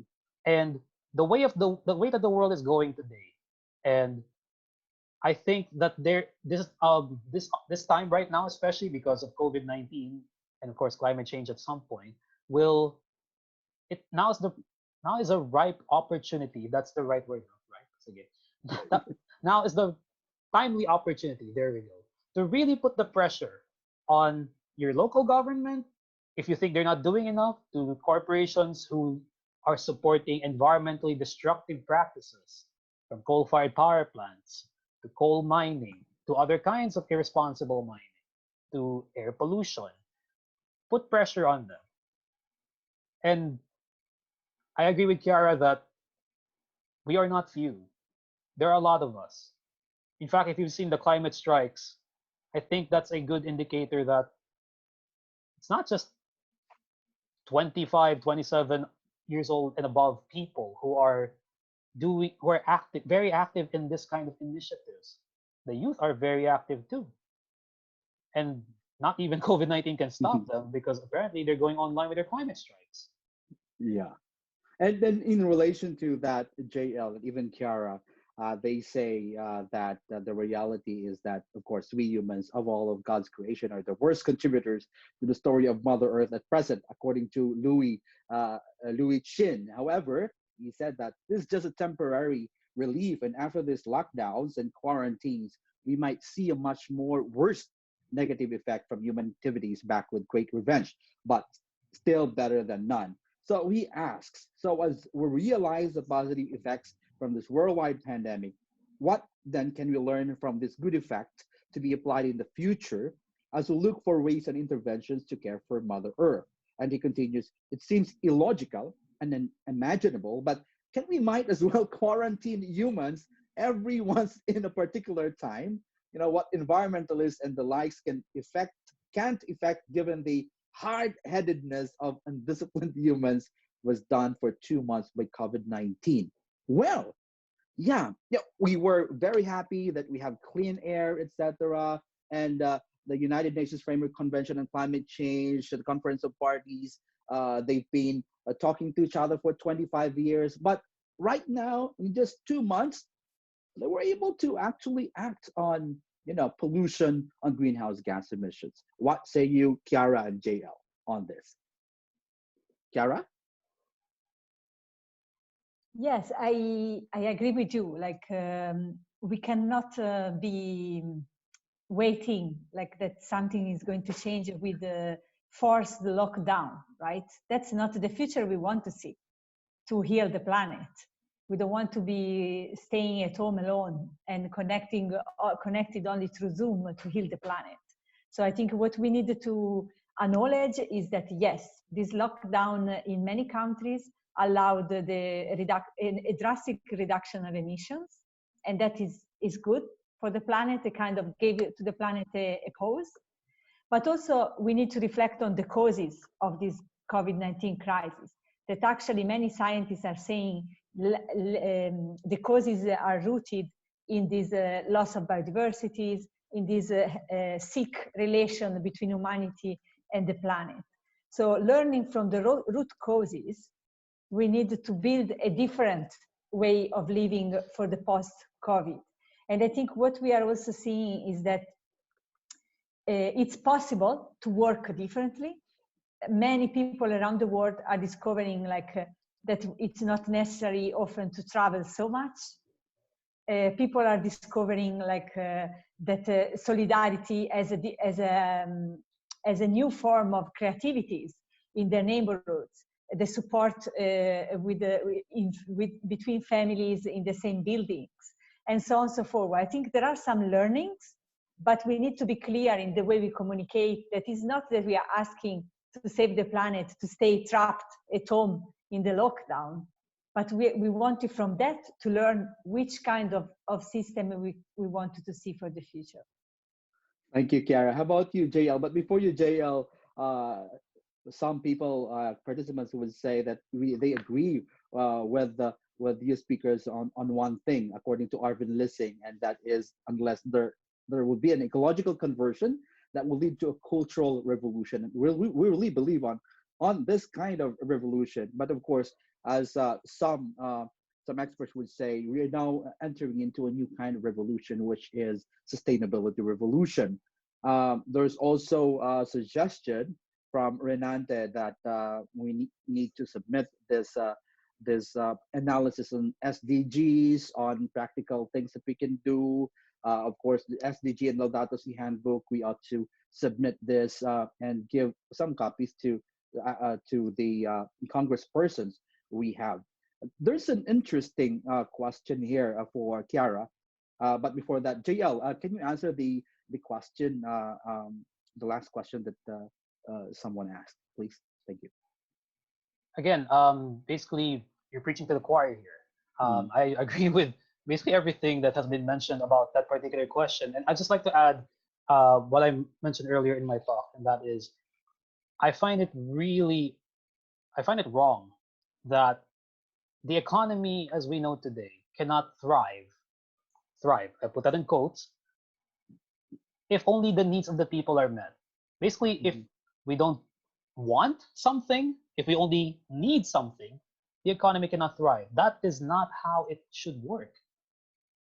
And that is exactly why the economy, not just in the Philippines, but basically around the world, needs to be restructured so that we can ingrain a sense of value in nature, in the planet. We can ingrain a sense of value in the people.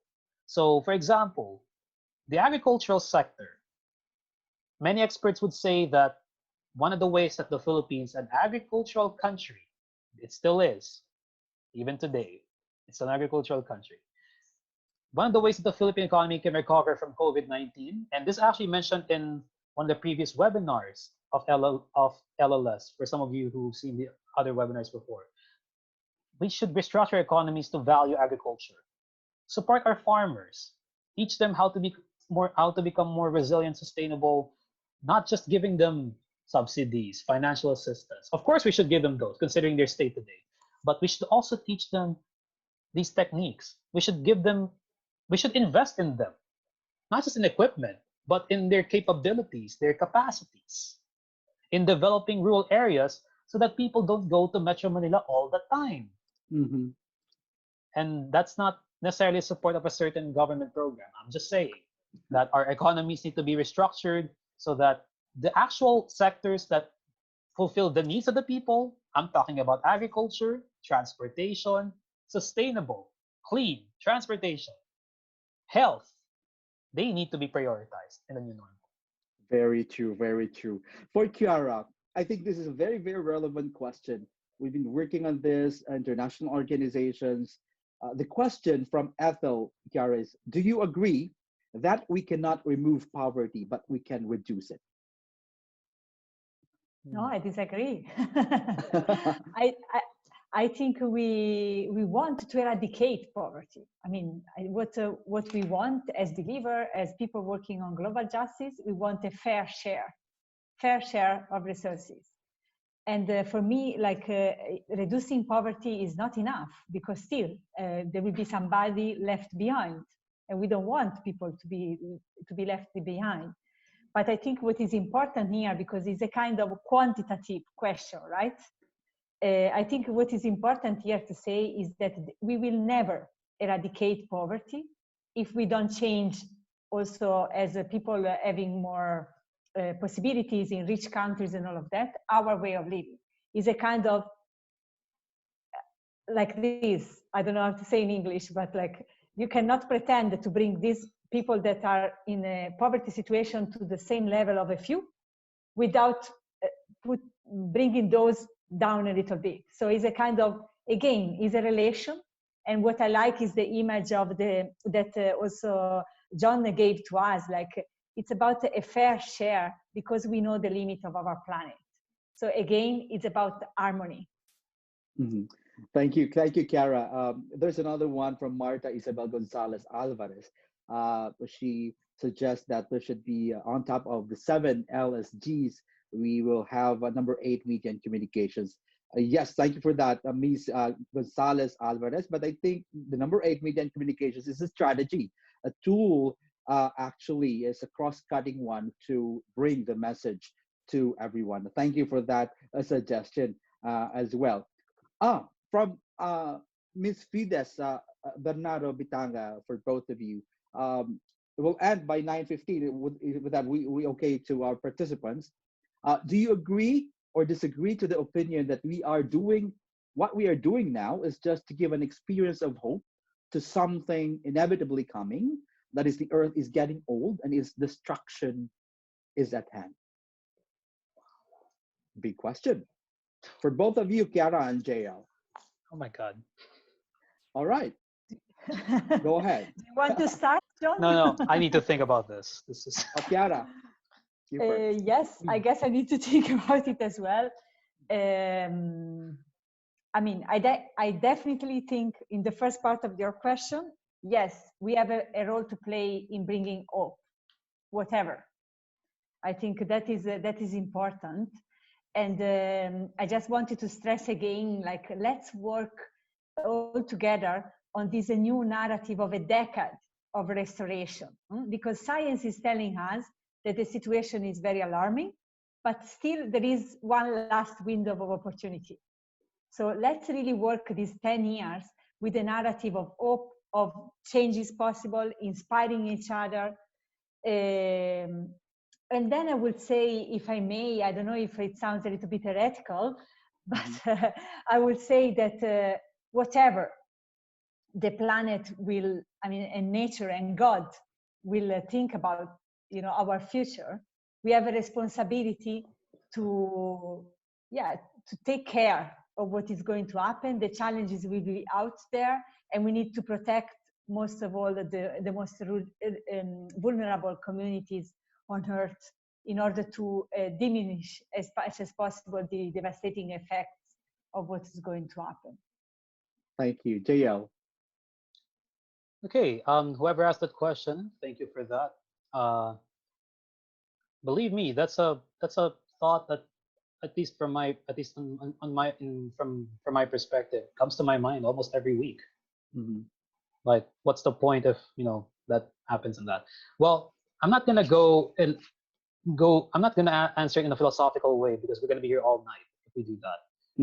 Like, I can say that we can just say that if you don't hope, then the opposite of hope is despair. You want to spend the rest of your life in despair, just waiting for the worst, and then what's the point of living? We're not going to go metaphysical like that. What I can say is this, and I'm going to use a quote here, and the quote reads, let me see, here's the quote: perhaps you've grown so used to horror we assume there is no other way. So just to also actually is related to the previous question about eradicating poverty. We assume that we become so almost numb or accepting that this is permanence, that our reality is permanent, that it will never change. But just because we have not experienced something doesn't mean it's not true, and definitely doesn't mean that it's not possible it will happen. Just look at our world today. For all of its flaws, we have managed to create a lot of things that previous generations thought were not possible. And that I'm not just talking about technological advancements here. I'm also talking about social changes, social revolutions, ending slavery. Throughout history, look at it. Ending slavery, democracy, women's suffrage, civil rights. Those are all great social revolutions that have happened that many people never thought would be possible. So ending poverty, climate action, basically all the SDGs, I'm willing to bet on humanity, even if it's a very slim chance until 2030. Because Thank you. what else is there? Thank you, JL. We are reminded, of course, by Kathleen Grace Paragua's The Battle of Gawad Kalinga, that less for self, more for others, enough for all. There's another question here before we end our webinar session. Of course, don't worry, we'll have more webinar sessions coming. We'll just have to take some rest after this. Then by June, we'll be going to have our online courses giving out certificates. But of course, we're still planning for it. I think this is a very important question from John Ray Dormentes. SDG, the Sustainable Development Goals, is not enough. How sure are we that LSGs, Laudato Si goals, are more effective than SDGs? The 17 SDGs are more specific than the LSGs, but still there are a lot of goals which are neglected. What more if we generalize it only on LSGs? So how would we integrate mainstream both or complement both? What's the difference between the LSG and the SDGs? And I think both of you, Chiara and JL, have actually discussed this one. Briefly, can you give us some insights on this, Chiara first, and JL? Yeah, thanks for the question. I think here, in my opinion, the Laudato Si goals are a very inspiring intuition and something we needed to complete and complement what is a little bit weak in the SDGs framework. Nevertheless, I think we needed to take into account that those goals and those targets are developed for a specific audience. So I think John was very clear, like, on how complex all this system of the SDGs is, with all these indicators and targets. But these are important tools that serve governments and policymakers to advance and back their policy decisions and on so forward. What we bring in addition with the Laudato Si goals, it's something that is more inspiring, something that is more completing and filling those gaps that John was very clear in highlighting, putting ourselves in a different perspective on the way we read the root causes of the crisis and the solutions we want to see, in order to not fall in the trap of using the SDGs to go back to business as usual. And this is a key, I think, is a key message we can take now in our role in advocating for building plans to go out from the pandemic, for instance, where we see a big pressure from corporations, from governments to go back to the old problem in order to start up again, like the economic machine. So I think this is, I don't think it's a question of less and more important, but is on how do we use those. And allow me one last comment. Sorry, Rodne. I think even like Laudato Si goals and SDGs are not even enough. We need even more. We need to be continuing creating tools and paths that are allowing all different stakeholders to move forward. And for instance, for me, it's important that all these, and that there is an attempt already in the Laudato Si goals, that is also embedding also everything that we achieved with the Paris Agreement, for instance, that we don't forget also this kind of processes. JL, thank you, Chiara. Grazie mille. JL. Okay. Why do we need to think that SDGs and LLSGs are separable? Why do we need to think that it should be one or the other? And again, I'm just gonna reiterate what Chiara said.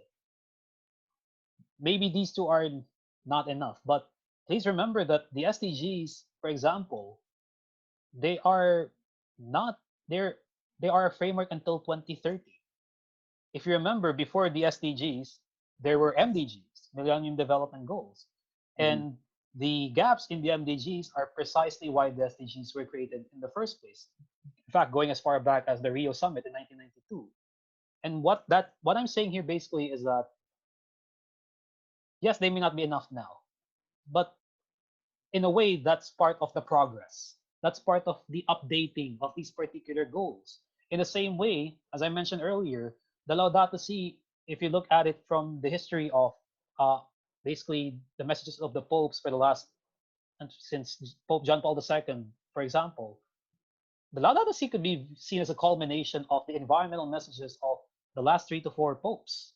So I don't think looking at it as we should use the SDGs. If we can't use the SDGs, it should be the LSGs. I don't think that's the right mentality to look at it. Rather, we should look, as I mentioned earlier, we should look at the strengths of each, the weaknesses of each, see how we can address them, see how they can complement one another, and if they're not enough, then we put more effort into it. Thank you, JL. And we see values in each of the goals. SDGs, they have targets and indicators. LSGs, Laudato Si goals, it talks more about inspiration, as Chiara would say, and it gives more strength and zeal and values, character, the attitude. And perhaps all of us would agree that in every technical activity we do, we always need inspiration. So we're now in the last part of our session. We got a lot of questions today, and at peak, we got like 508 participants today. Unfortunately, because we have only a limited space for everyone. We hope that in the coming days we'll have more than 1,000 and 2,000 spaces. No? So before we go to our last part, any short or brief parting words from Chiara and JL? Yes, Chiara. Yeah, maybe just it was really fascinating to listen also to all the speakers, to see so many questions and such a high interest in the issue. So first of all, I thank you again for the opportunity to think through all of this together. And maybe just to say that I go back home, even if I'm already at home, but I go back home from this webinar, I think with this eco-solidarity wording that John presented to us. And for me, that implies also really like systemic solidarity, and we are all connected and we need to continue working together as much as possible, and that will make the difference. And don't forget this 10 years journey that we can do together towards a more sustainable world. Grazie mille. And JL? I'm going to leave to you, the attendees of this webinar tonight, with one of my favorite quotes. The strongest and most resilient of communities and ecosystems are the ones with the most diversity. And what that means is we should not look at diversity as a point of division. We should look at diversity as a source of strength, a source of unity, and more importantly, a source of sustainability. We have a lot of landmark frameworks, documents, which for some reason were all released in 2015. I'm not sure why. And I haven't even talked about the Sendai framework yet. But the point is, we have a lot of paths to choose, especially now that we are actually in position to truly determine how our future would look like. You see it in movies, you see it in television shows, you see it in books. But if you want a real life opportunity for humanity to really change its future, now is the time to do that. Thank you, JL. And may I request everyone to join us in this last part of our session. Don't forget, of course, the Sustainable Development Goals and Laudato Si towards Eco-Solidarity Handbook. Please do contact us for you to receive a copy. And of course, don't forget the 7 LSGs, Laudato Si goals. And because today is Sunday, we'll be joined by one of our friends from Mindanao for a gospel reflection.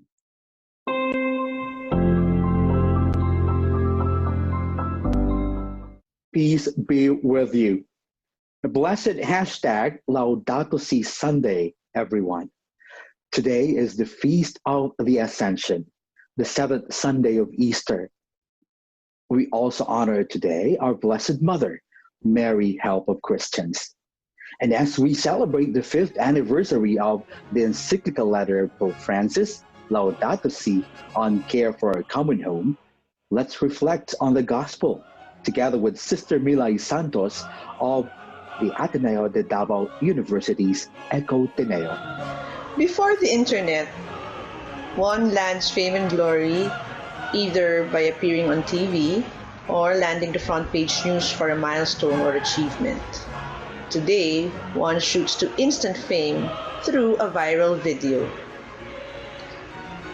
Glory and name, one cannot do without the other.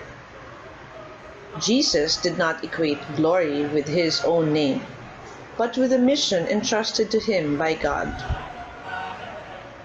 Through this mission, once accomplished, God's glory will be complete.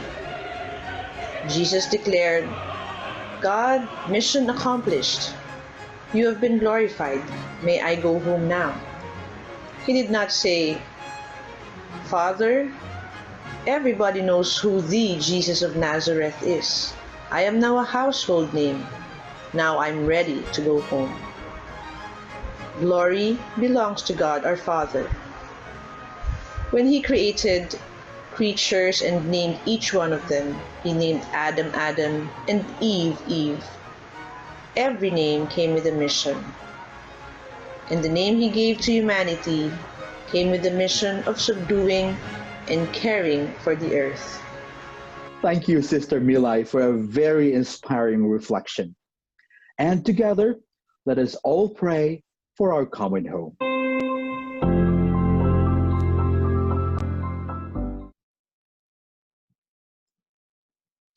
And by joining this webinar again, you allow us to video record the session for documentation and posting on Facebook, YouTube, and other media platforms. And Zoom will automatically open an evaluation page in attendance browsers after leaving the webinar.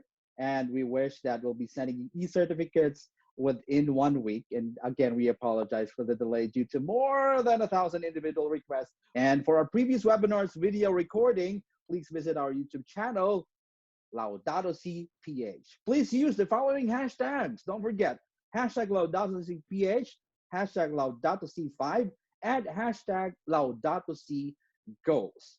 Our Facebook is Laudato Si PH. Our Twitter is Laudato Si PH, and our Instagram is Laudato Si PH. Add us, tweet, and of course, tag us. Our present website is www.livinglaudatosI.ph, but beginning June 5, 2020, we'll have a new website, livinglaudatosI.org.ph. So we thank everyone for attending Sustainable Development Goals and Laudato Si towards Ecological Solidarity webinar.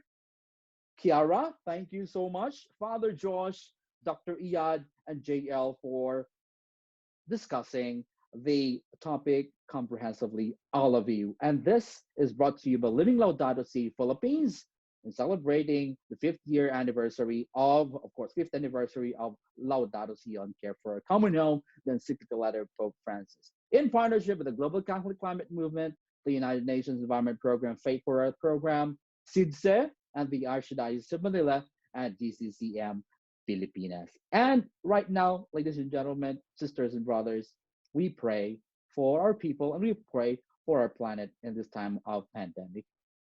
But before that, let me introduce to you the Secretariat of Living Laudato Si Philippines.